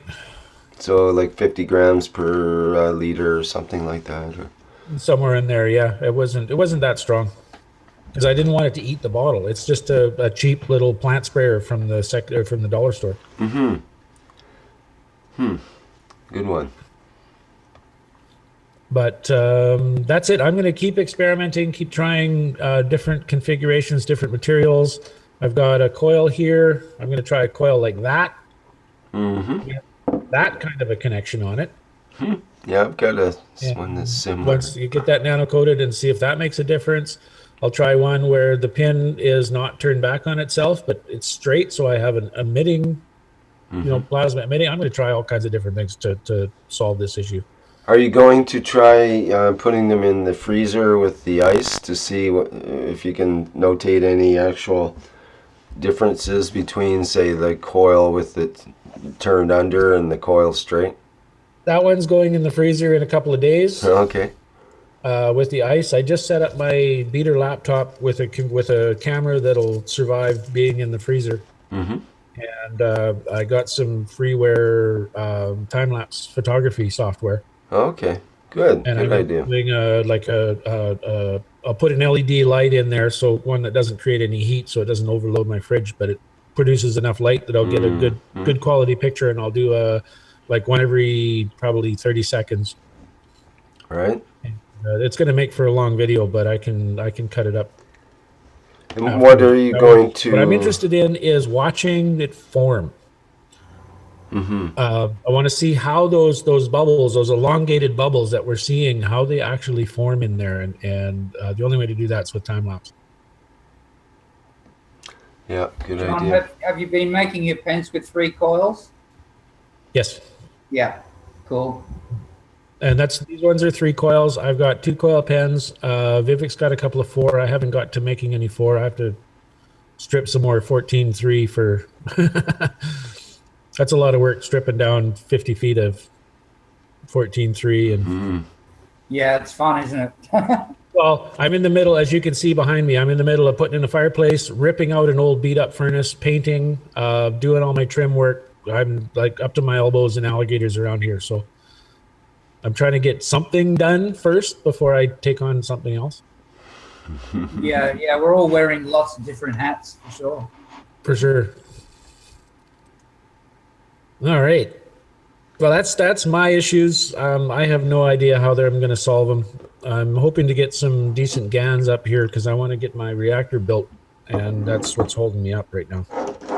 Mm-hmm. You saying you're having trouble getting copper plate? Yeah, the first ones I did, I used roofing copper, and it was amazing. The results, it coated up fat. It was beautiful coating. The first time I ever did a nano coating, it came out perfect.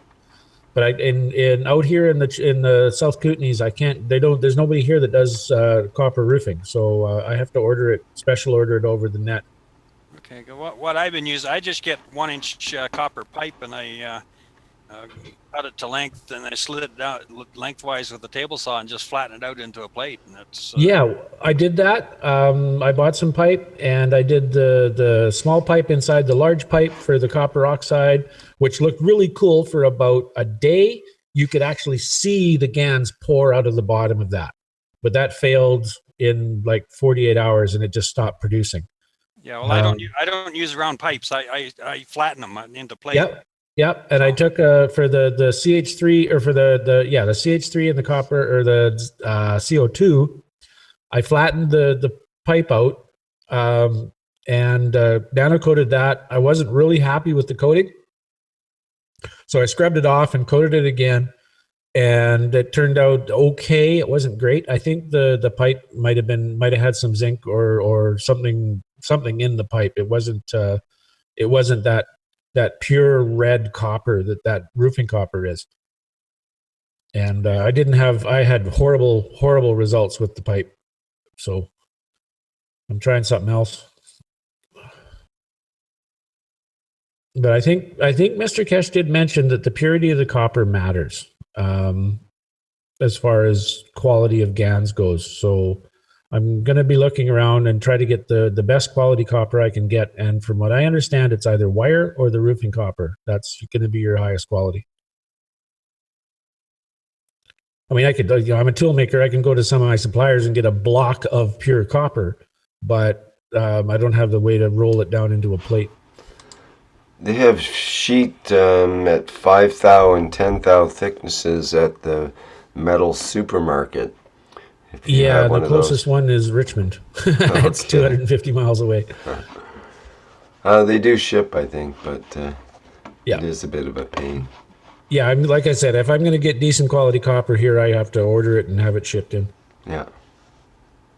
I find it's real hard to get good copper wire. Home Depot stuff looks like brass instead of copper house wire. So Home Hardware has better copper wire. Yeah, well, I bought a big roll of 14.3, and that's working out really nice. My pens are turning out nice. It coats up really nice. Well, you saw it. That's what I showed you. My coils are made out of that. and that's a fairly high quality stuff, and that's working pretty good. But it's a pain to Nice. strip it. Nice coating, that's for sure. Yeah. Just be careful with the Home Depot 14-3 wire. The ground wire looks coppery, but the other two wires look brass. Not this batch. What's the? Let me go have and see if there's a brand on it.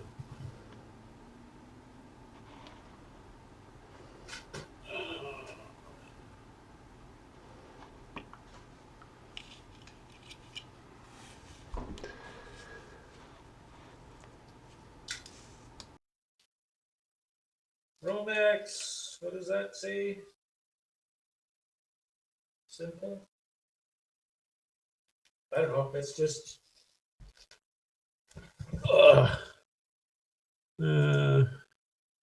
It's just a roll of 14-3 Romex. That was about $70 at Home Depot. And this is nice stuff. This works really, really well. I'm about halfway through it, so I might have to go and get another roll. Ooh, got really quiet all of a sudden. We're here. Oh, You're on. okay. Yeah. Well, Vivek says he's having a hard time, so he's going to go lie down. Enjoy your afternoon, Vivek. Thanks for showing up. Okay. Yeah. So if there's anybody else out there that are having the similar problems, you're not alone. I mean, I do tech support and I can't make it work. So, not right, definitely. Yeah, it's funny, eh? I ran into the same problem myself the other day. Set up a little kit to make the CO2 GANs in the normal way with the LED and the whole thing. And I started getting blue in with the white. And it's just okay. And then, of course, I had some bare copper in the wiring, and it was above the water line, or below the water line rather, and got into the mix and ended up with some copper oxide GANs in the middle of it all. So it goes, eh? It's hard to get I mean, I did that. I did a show with Carrie about how to make GANs, and the plates I used there were copper pipe that we split and straightened out and nano coated. And that stuff, I gave that whole system to my landlord at the time back in Chilliwack, and it was pounding. It was producing like mad for weeks. And I thought, okay, great, that works really good. So I tried to reproduce it here and got nowhere. I've had all week. I use the DC power supply, and I normally can crank out a gallon, and I had the same problems. I kept getting blue. I had this green stuff. I don't know what it was. Well, I think the copper was turning. I had a really hard time all this week to make the GANs, and all I really wanted was just enough to put the water in, you know. But I've been having a really hard time to use the water, the liquid plasma. So I didn't even need very much. And it took me days. I normally can do it, all three of them, for the little bit I need. I could have done it in the afternoon, and I spent 3 days.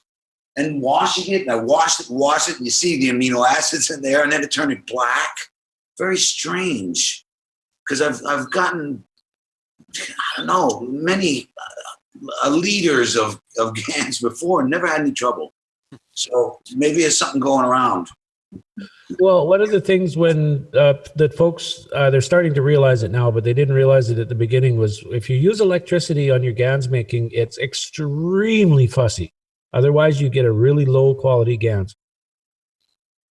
Yeah, I noticed that you have to watch it because it goes so fast. As soon as I tried using coils, and I got some of this copper I got in China, and it just turns instantly.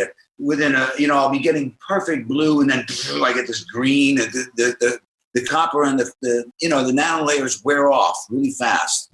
Yeah, that kind of thing. And the copper itself was turning this brown and oozing out from it. I I noticed like if I put the negative on the nano and the positive on the iron or whatever I'm using, the copper, it'll come out, the GaNs will come out of the nano. If I reverse that, it comes out of the copper. So I don't think it matters. It's just the flow where the negative is. But I had it, the GaNs was coming in off the copper, and all this other material was coming off of the nano copper, and all of the other stuff was coming off of the copper. Yeah, the polarity does matter. You want the ions in the solution to come off of your nano coating. So you want the negative on the nano. Well, that's definite, because if you've got it around the wrong way, you're not going to get a connection through your LED. And particularly when you're using power, the way I make sure I've got it tested is just to crank the power up and light up the LED, and then I drop it back. I just do it really quick, just to test it.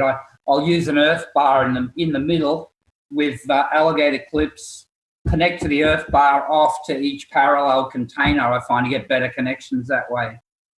But yeah, you got to be so careful, because if you've got a few bad connections, then you'll be pumping a lot more current into each pot than you realize. Yeah, and you wind up electrolysis process rather than a GaNs collection process, and you just coat your coating with whatever the other material is. Yeah, so I hook everything up. I've got all my LED set up. I crank it up high, make sure I've got all the lights. I know I've got a connection, then I drop it right back. Yeah. But, quite often with CO2, I just won't use power. Yeah, the thing is, especially with a diode, with an LED, if you're below the threshold of that diode, it's an open circuit. It's not passing current at all. Yeah, that's I've thought about that quite often too. But just it seems like I'll use the LED with for everything. I mean, I just don't join it anymore. I just between the plates. If I'm not using power, I'll use the LED, but with the right polarity. And I get good GaNs production that way. Okay. I haven't tried spinning it around so it's got a reverse polarity. Actually, maybe that's a worthwhile test to do. So the cathode is the flat spot on the diode, right? Yeah, the flat spot. Wired correctly. Yeah, and the longest leg is the anode. Yeah. Okay. Yep, so I got the diode wired correctly. Because I just put it on there. I didn't even think of that when I was hooking it up. I was half asleep when I put these things together. Yeah, it sounds like you need to do a whole lot of tests, different salts, different, some with LEDs, some with wire connection. Yeah, well, the first ones I did, I just used a piece of copper wire and just a single piece of copper wire between the two plates. That worked really good. I did one with alligator clip test leads that you got to get at like the Source or electronic stores. Yeah, I use those all the time, and I just sold the LEDs onto them.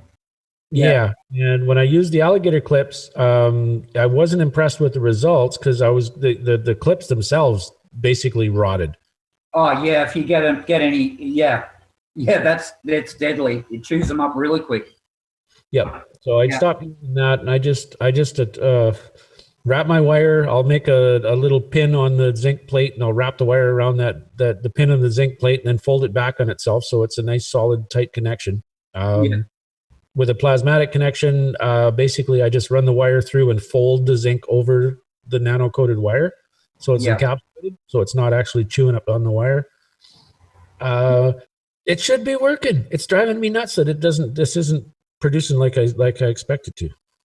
Yeah. And if it's an intent thing, well, that don't work. Because the intent is to make GaN so that I can get my reactor running. Yeah. I'll maybe try it with copper wire again, because Yeah, I've got a couple more of these containers and one more coil, so I can set up another system with just plain copper wire and see if that makes a difference. Yeah, I hope you get a result with it. It's frustrating. Well, I'm getting results. Just not the one I want. When you were saying about the the ions and stuff, I have a different understanding of what's happening with the CO2, especially when to me, when you put the negative, wherever the negative is, it seems that's where I've seen where the Gans comes out of, right? Because you can just see it bubbling out when you use the DC power supply. My understanding is that's the in, the negative. So when the fields from the nano copper and the fields from the the zinc, when those fields go into that negative, they have to balance themselves out. And when they balance themselves out, the remainder is CO2. That's my understanding of what's happening. In other words, the fields have to balance out. And that's why you add the atomic weights and you get the difference is CO2. Isn't that what you guys thought? Well, I see it as two separate systems. When you're using electricity, you're adding electron pressure, which is creating a plasma flow within your nano system. To get that electron pressure, you need to have the nano attached to the electron source. And that's going to be the negative side of your circuit. Well, you're always having this so-called electron vibration because you're connecting those with the copper wire. You're creating a circuit through the salt water. Yep. So you always have electrolysis. Just adding more current. But you always have electrolysis. It's the point of it. But it's always the negative. Are you having electrolysis, though, through the super insulator of the nano coating? That's because the salt isn't actually touching the copper. And it's the difference in the metals in the salt water that creates that electrolysis process. Well, I just think of it as a balancing out of those fields, because it'll always come off the negative. If you reverse your LED, you put it the other way around, you'll get maybe not as good a result, but you'll get it coming off of whatever you had negative on. It's not coming off of there; it's the opposite. It's the remainder. Yeah, if your electron pressure is on your zinc plate, you're going to get mostly zinc oxide. We already know that. And I'm looking for a less zinc oxide, more CO2. Even though the zinc oxide works, I'm looking for the highest quality I can get from the systems that I can produce right now. And because I want to do some experiments with the reactor to answer some questions that have been coming in from tech support. So I need as balanced and as accurate a system as I can actually create to do that.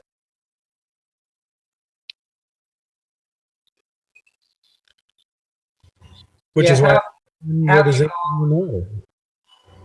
How have you gone with the zinc outside the container? Have you got results? I did that once in Chilliwack, and I did have results, but it's really, really slow.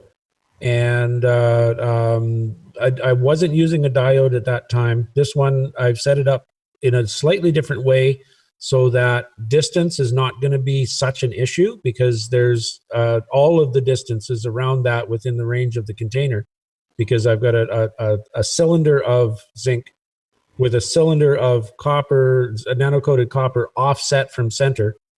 So somewhere in there, if there's, if it's got to be 2 inches or 2.028465832856728 inches, it's going to be there somewhere within the interaction of those two circles.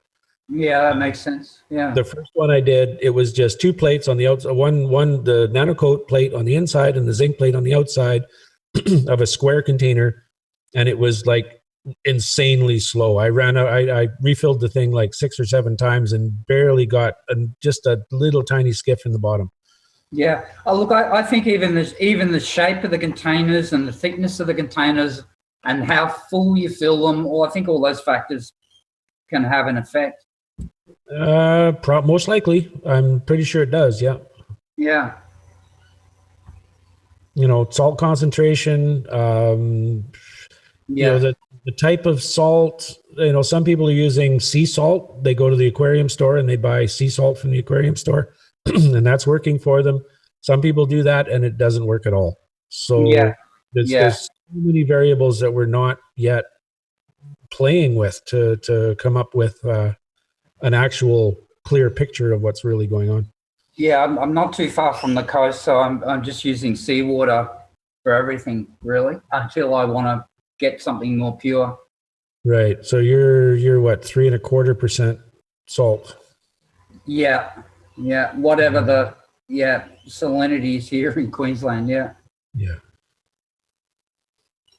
Yeah, I've tried 8%, I've tried 10, 15. This one I made 20 and left it for 2 days and it did nothing. So I poured 2/3 of the water out and refilled it with distilled water. So I knocked that 20 down to about 10, maybe 12. I don't know. I have no idea what's. Yeah, yeah. And I mean, you got to consider contamination of your containers too. You know, like if you got to make sure that if you clean them right out, get everything out, so you're starting from scratch and you haven't got any residue. And I mean, I always use the same containers for whatever I'm making, so you don't get a cross contamination.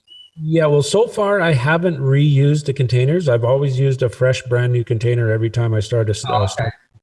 Yeah. Oh, I wonder if that's an interaction. The gases coming off of a fresh container compared to, I don't know. Who knows?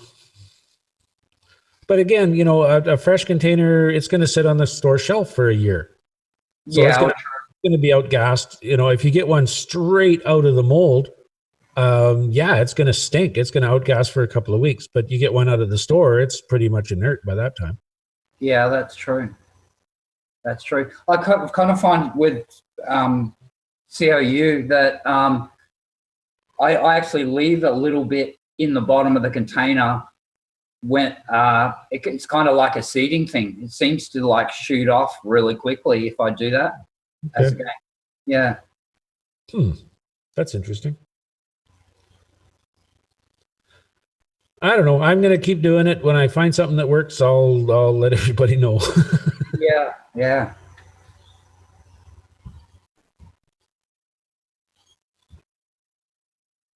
How's your nice little blue friend happening there, Rick?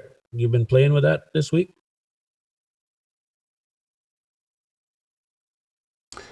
Well, it's as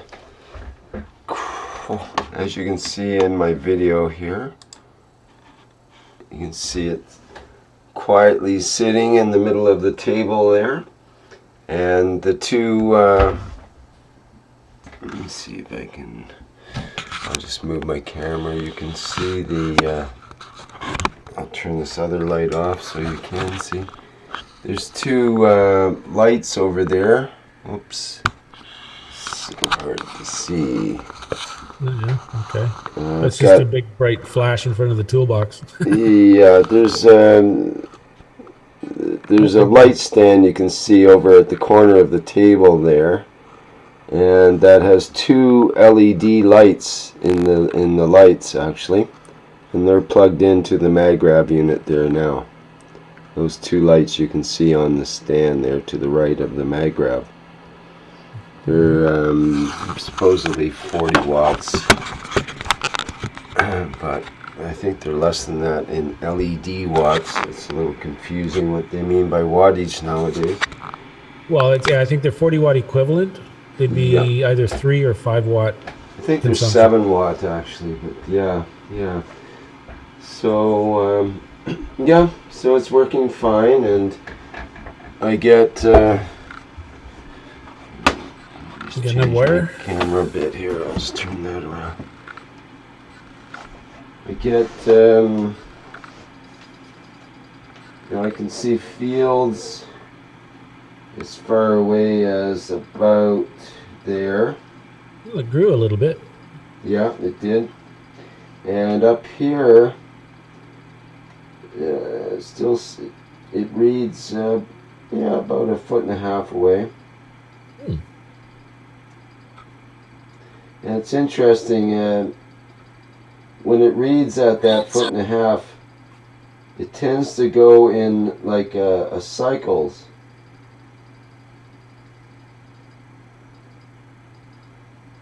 You see the light there? Goes blink, blink, blink, blink, blink, blink, blink, blink, blink, blink, blink.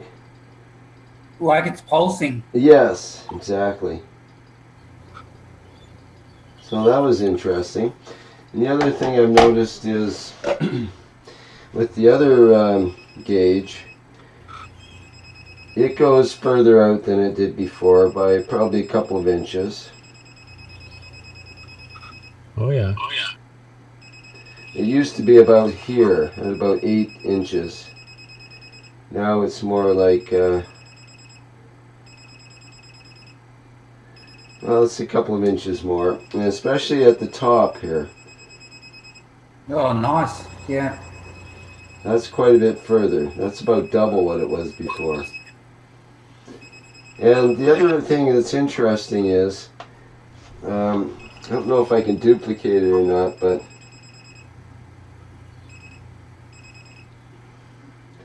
I found there was a place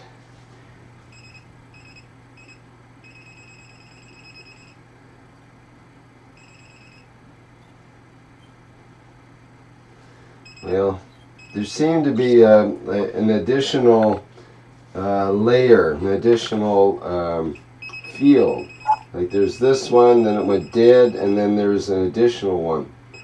But it's not really doing that now, so I'm not sure how I would duplicate that. Yeah, I saw you demonstrating that with Ali. Yeah.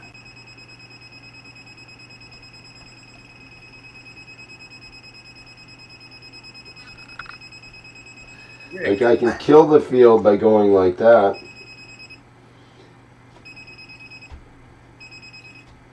But that's because I'm absorbing the field. I can also put my hand in front, and that blocks the signal from the maggrav.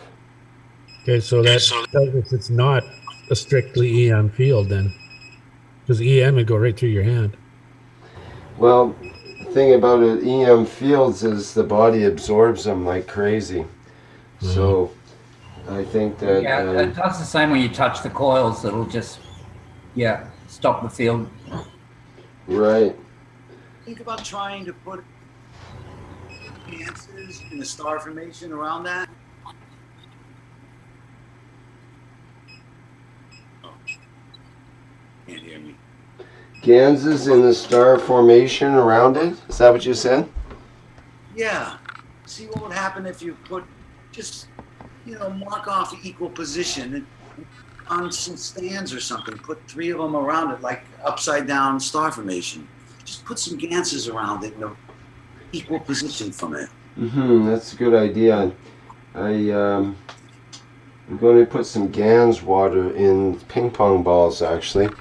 I have a new little invention that I picked up at Canadian Tire that started out looking something like this. You may have seen them there.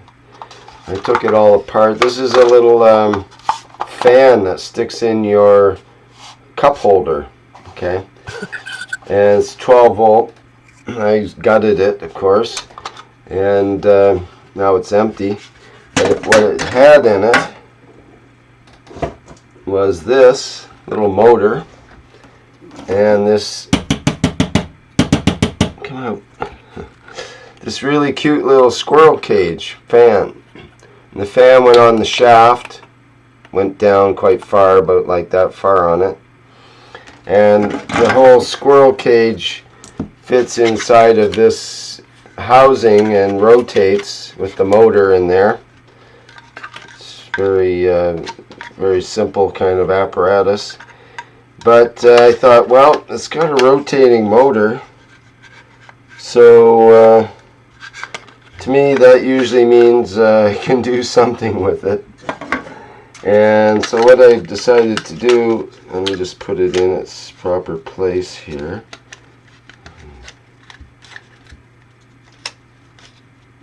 Get in there. There we go. The motor sits in there like that with its shaft, and it's got a switch as well that goes up at the top of the unit there and so on. And this, like I say, this fan fits in there. Well, it turns out this fan also just happens to exactly fit. Let me just get this thing here. Exactly fit ping pong ball right in the center there. It's got all these little fan blades. You can see the fan blades there. I thought, gee, it looks almost like the right size for a ping pong ball. I put it in, and it's exactly right. It couldn't be a better fit, okay? So I'm thinking, whoa, this is meant to be. So what only modification I had to do was to, there goes the ping pong ball, to take this fan and pull it off the shaft of the motor, invert the fan, and I'm going to cut about a 1/2 inch off the tip of this shaft here. This will slip back on, and the ping pong ball then will fit in the top here, and we'll have enough clearance, because there would be a clearance issue otherwise with the top here. So it should fit exactly in, and once it's all assembled, it'll be really easy actually to disassemble it with 5 screws. Should take less than a minute, and I can flip this out, and the whole thing will flip out. I can pop out a ping pong ball and put in a different GANS combination of ping pong ball. And this unit should rotate the ping pong ball at a pretty good speed. And that's what I wanted to do, is have the GANS rotating in there, form the GANS rings in the GANS water. I guess you call it GANS plasma water rings. Plasma water rings. Sounds like something to come out of your bathtub. Yes. When you have your plasma bath, that takes all the dirt off. Yeah, so anyways, it just seemed really convenient the way this is working out. And I'm also going to put, I think, maybe some GANS coils, GANS water coils, GANS plasma water coils on the inside here as well, where the squirrel cage will be rotating. So anyway, that's a little project that when I saw this and saw it had a little motor inside, I thought, why not? So this will be a 12 volt rotating GANS water, plasma water, hopefully, unit once it's figured out here. Maybe it's a GANS taser. You can sort of walk with it through the crowd, blissing people out. Well, hopefully I won't poke my eye out when I'm driving with it, because that's where it's going, in my car. Yeah, well, I don't know what it's going to do yet, but it's going to do something. Or I'll keep working with it until it does.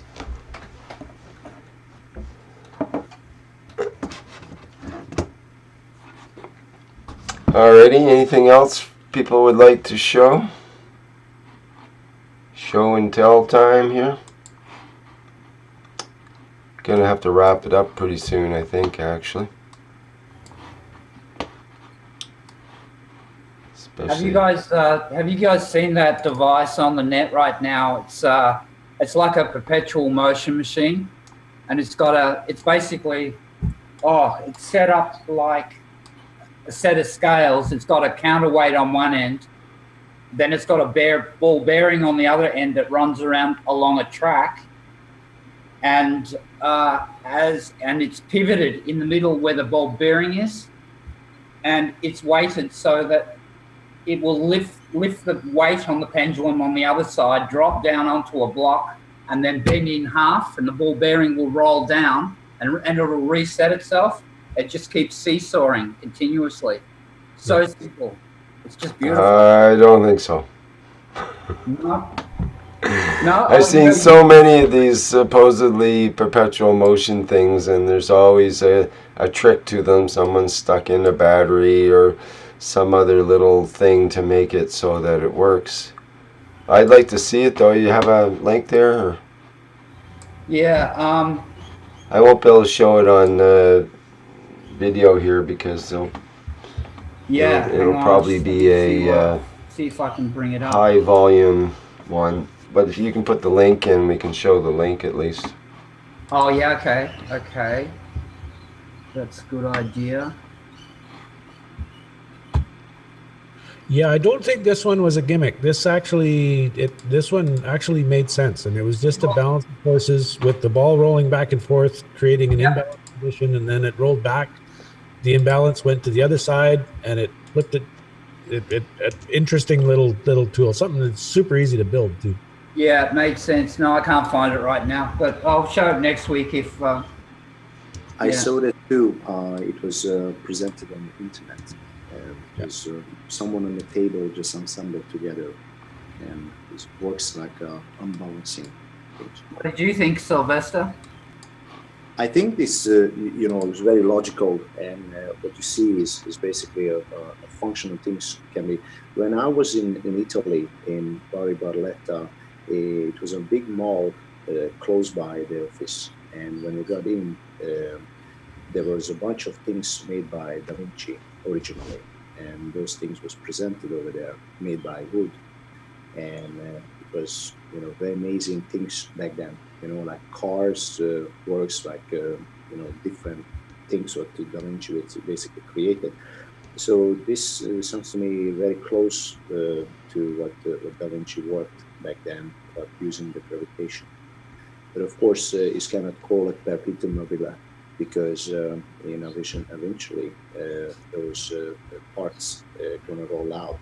So it's going to be like it's going to have again a point when the whole things will start dysfunction because it's just we cannot call it infinite. But I think it's something which can definitely function. I also saw some things when people move the magnet in a specific point and use the barrel ball, a steel ball, to position in a little bit higher, and it was a big ring type of things. The ball was just started rolling and rolling and rolling because the magnet is always pull it up a little bit sidewise, and it started to roll in the whole ball. It very looks very primitive, but definitely can work. Have a look at the.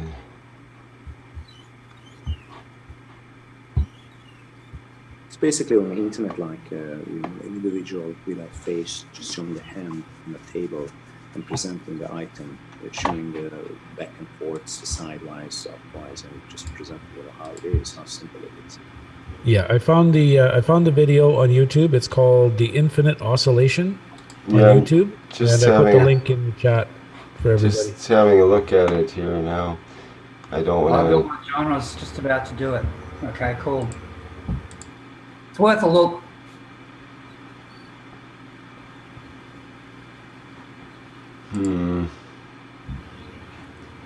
Something doesn't seem right here.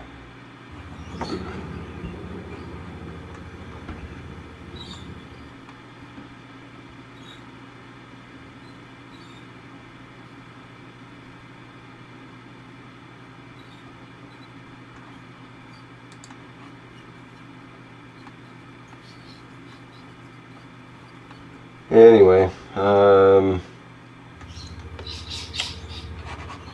well, we'll have to have a look at that and make our own evaluations, I guess. Yeah. Put the link on live stream so people can have a look at it. Let me just get that up.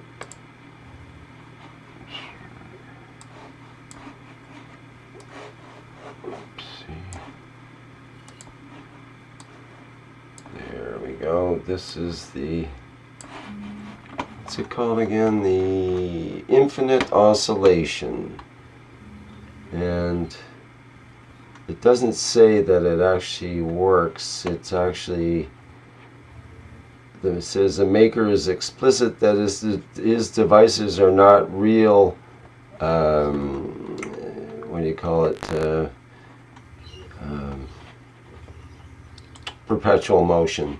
He makes mechanized realizations of concepts from throughout the history of the search for the perpetual motion. Yeah, I can certainly see why that wouldn't be perpetual motion, because it's going to wear out and it's going to fail. Well, yeah, it's gonna wear just from friction. It's not going to keep working other than the gravity effect, perhaps. Yeah. But it's an interesting concept. It's kind of like the little bird you used to get in the 70s that drink the water. Same sort of deal. It'll keep Yeah. going as long as you keep refilling the water, but Yeah, maybe I should have said perpetual motion like. Yes, right. All right. Well, I think we're gonna call it a day after the perpetual motion things kick in here. Hopefully we'll be able to get some perpetual motion out of our plasmatic devices. It'd be nice to have a plasma battery that produces some good amounts of power and keeps recharging itself. That would be a good one. So maybe that's in the cards in the next little while.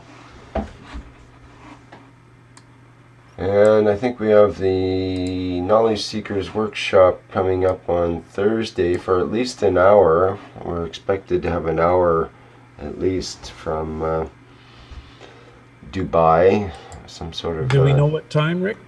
It should start at the usual Knowledge Seekers Workshop time, which Okay. is midnight Pacific or 9 a.m. European time.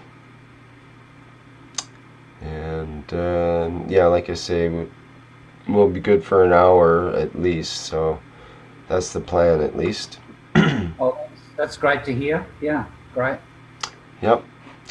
I didn't make it to Dubai. I just figured it was going to be too hard on me to make the 24-hour trip or whatever on planes and airports, which I do not do well with because of my extreme allergy to jet fuel and diesel exhaust and things like that. So Mr. Keshe was kidding that maybe next time we could have it in Canada so we wouldn't have to travel so much.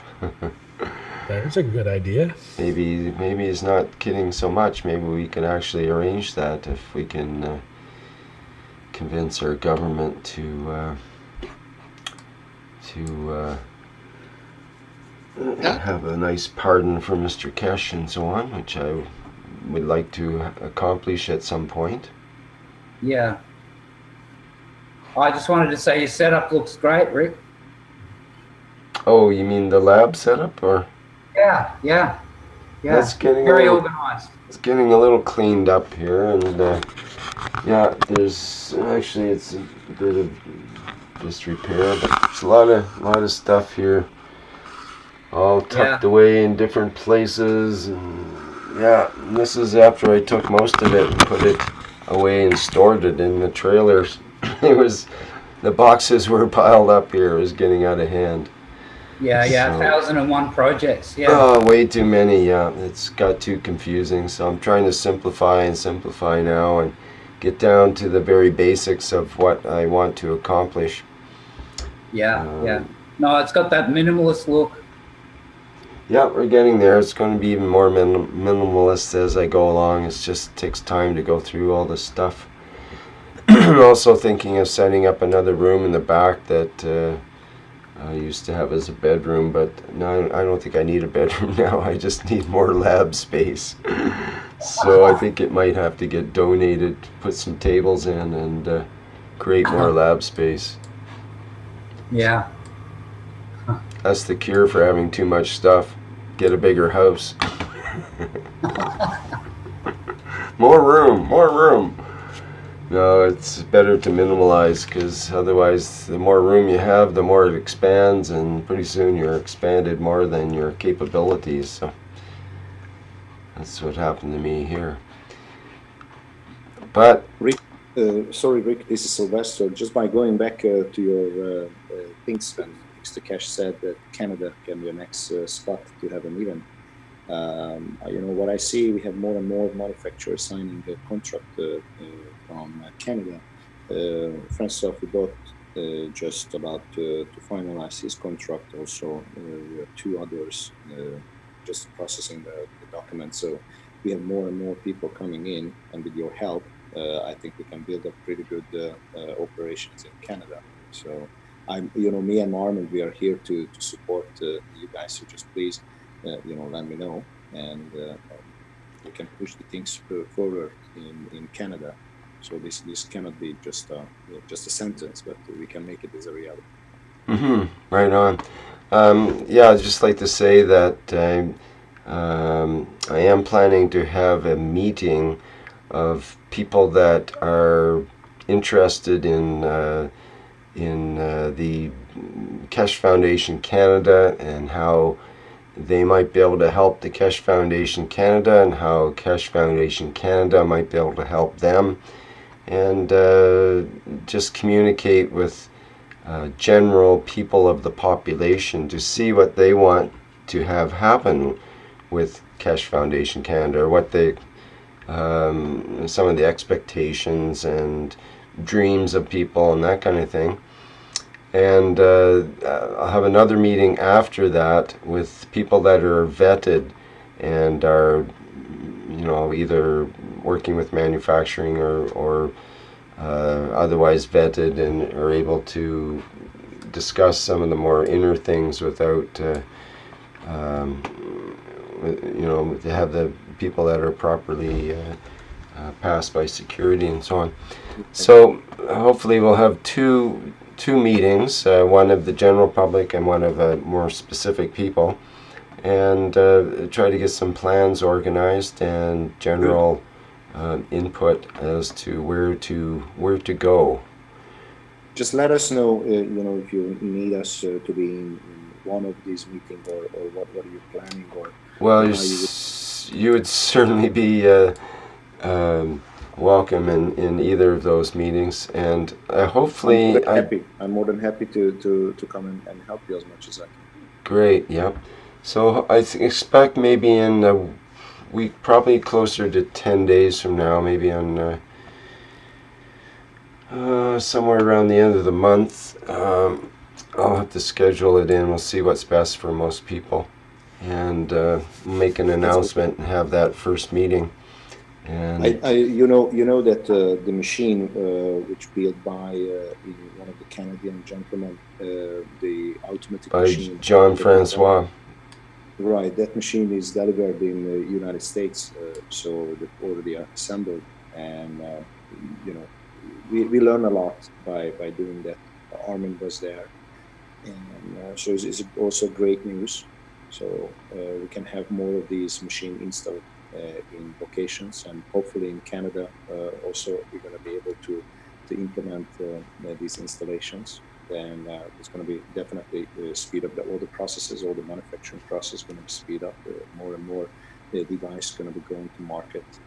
Armin and I, we are setting up these manufacturers with the right way. We made some adjustments on the blueprints of manufacturing blueprints as well. So I think all this are going to be speed up as soon as these new manufacturers, as Mr. Keshe also pointed out, going to be up and running. There are some paperwork needed, all these governmental things like proper certifications for things which already we know that is good. We just need to have a certification which is say that is good. Things like that. Yeah, right. That's a little bit of a hurdle here in Canada, I guess, with the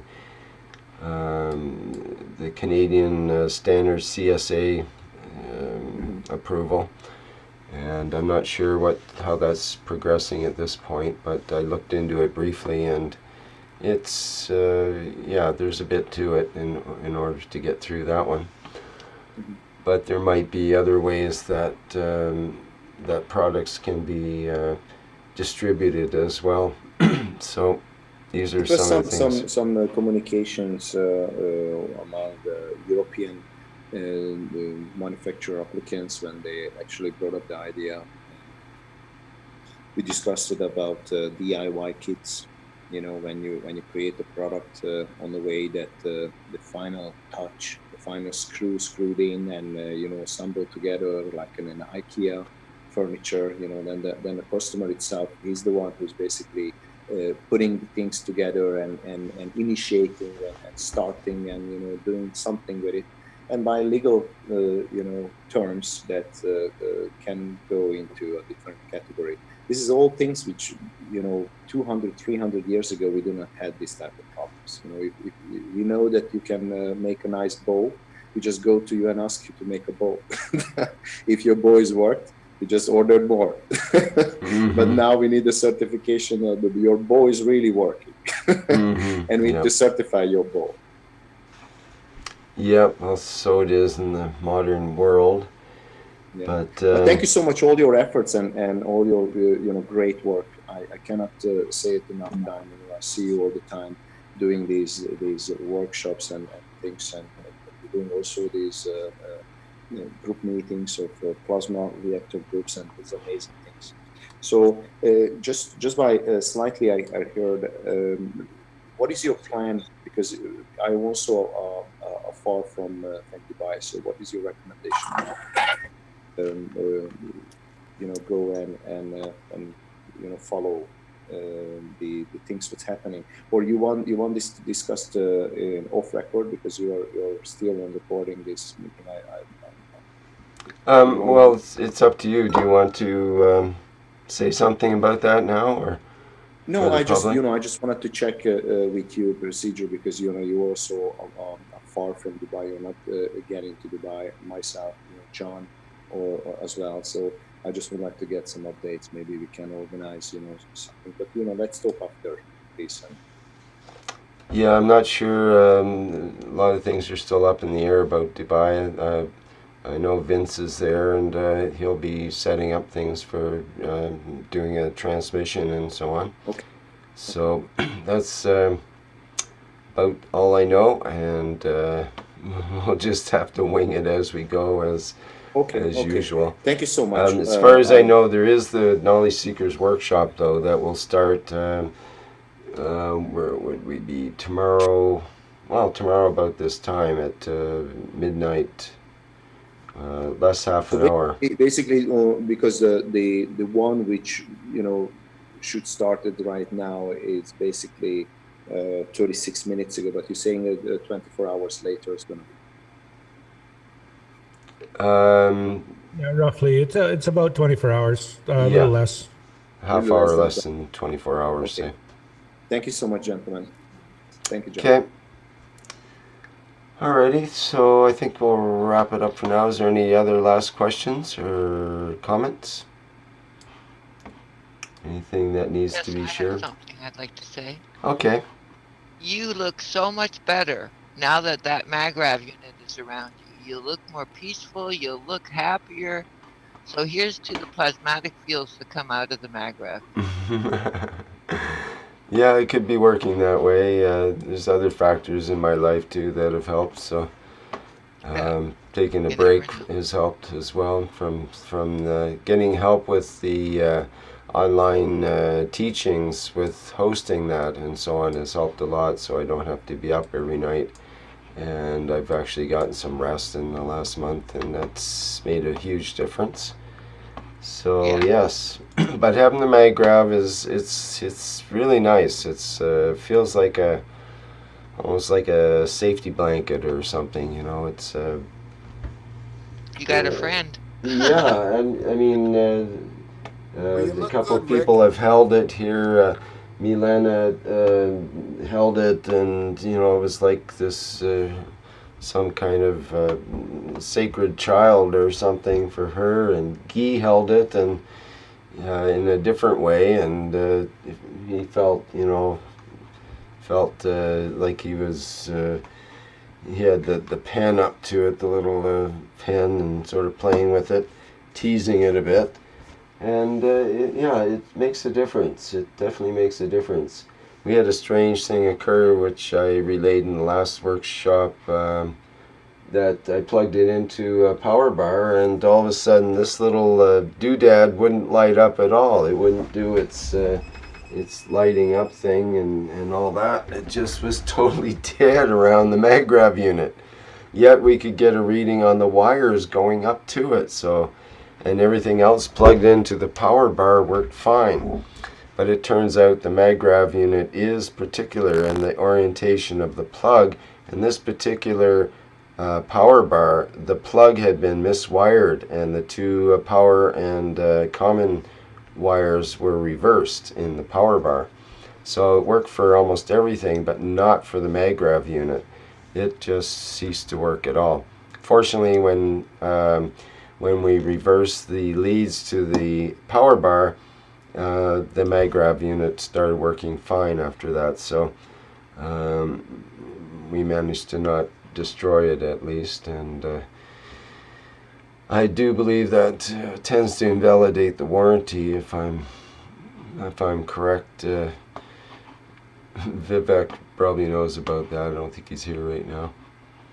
So anyway, that's the way it goes. You have to check, definitely have to check the power and neutral wires when hooking up the MagRav unit. Even Plugging it when in you think backwards is everything's probably okay. not going to do any damage. So I doubt it'll do any harm to your warranty, but you're not going to be able to get a replacement unit because the unit still works. You just plugged it in wrong.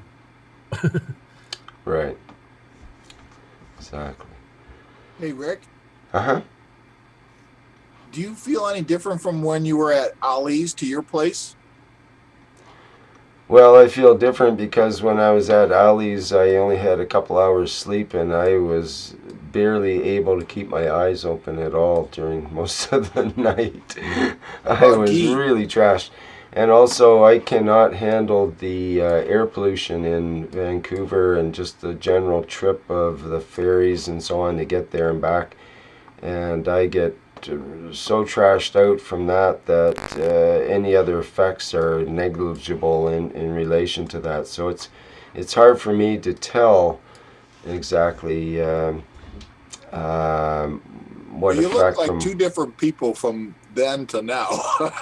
Well, like I say, you I look was great here, but you were just completely. like churned up there. I was completely trashed out that night. In fact, most people are quite tired. People are falling asleep during the workshop and so on. Maybe it was partly to do with the MagRav unit at Ali's. It was a bit of a, not heavy exactly, but sort of a fuzziness, you might say, that seemed to strike people. But I don't know. It's different. Mm-hmm. Yeah. Well, this is Mark from Detroit. Uh-huh. And I talked to you a couple of weeks ago. Yep. And I said I was scared about talking to you, but I know this is the end of the session, and I don't know why I get the guts to talk to you at the end, but I do. Well, it turns out a lot of people are There'll that be way. many more sessions to come, and I just want you to know that I'm still with you, and I just want to share some stuff with you later on down the line. I want to still keep sharing, put it that way. Great. Good to hear. Right on, Mark. That's what we need. And hi, Libby. Hi, everybody. I'm just so glad everybody's still here and hanging in there and doing good. Right on. Anything particular you wanted to share today, or no? It's late. It's late. All it's right. a lot, but it's late, and I've done some testimonies on other people's stuff that happened to me, but I got a lot of questions, and I'm ready to start again. And I'm over scared and I'm under scared, but it's all good. I just wondered about the fields. Now that you have one sitting on your desk there, I had a lot of fields. I mean, I had maybe too many fields in my little living area that I live and work and put all this stuff together. Mm-hmm. It was way too much. Maybe too much for me just to understand. Yeah, I got a lot of stuff happening as far as fields and so on here too. My entire ceiling is full of magnets, for example. They hang from the ceiling because that way they don't mate with each other and smash together and that kind of thing when they're on the desk and hanging around. I had 16 ganses all sitting next to me with nano-coated wires that I had gansed 12 different times. Sitting next to me, I sit next to it, and then I go to sleep only a wall away. So I had a lot of things moving and shaking, you might say. Mm-hmm. Yes, it was all likewise good here. though. I mean, it scared me a little bit, but now 2 weeks out or a week and a half later, I feel a lot better. Yeah, I think there is a bit of a elimination reaction sort of thing that people can go through. There's a learning curve, if you might say, if you're by yourself. I'm by myself. I don't know what I'm doing. I'm absolutely. I had no, you know, I can only learn from what we were taught by the foundation, and Mr. Keshe has done a great job. But when you're sitting here by yourself, creating things and things happen and you don't have answers for, you go like, whoa, what am I doing?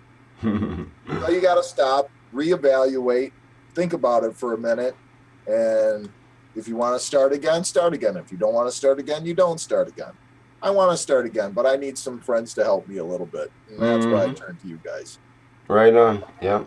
Well, you can certainly ask questions in the Skype group as well. Just post them in the chat, and there's always someone that's willing to help with Gan's questions or other, you know, whatever comes up at that point. So.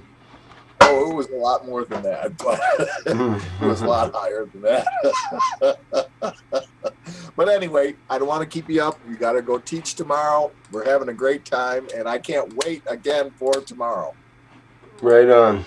Okay, well, let's wrap it up for now then, and we'll wait till the Knowledge Seekers Workshop coming up here. I think it's the, what is it, 110th? Geez, I have to make the announcement for that. I think I already did, actually. But, anyway, let's wrap things up for now here. I'm going to stop the live stream.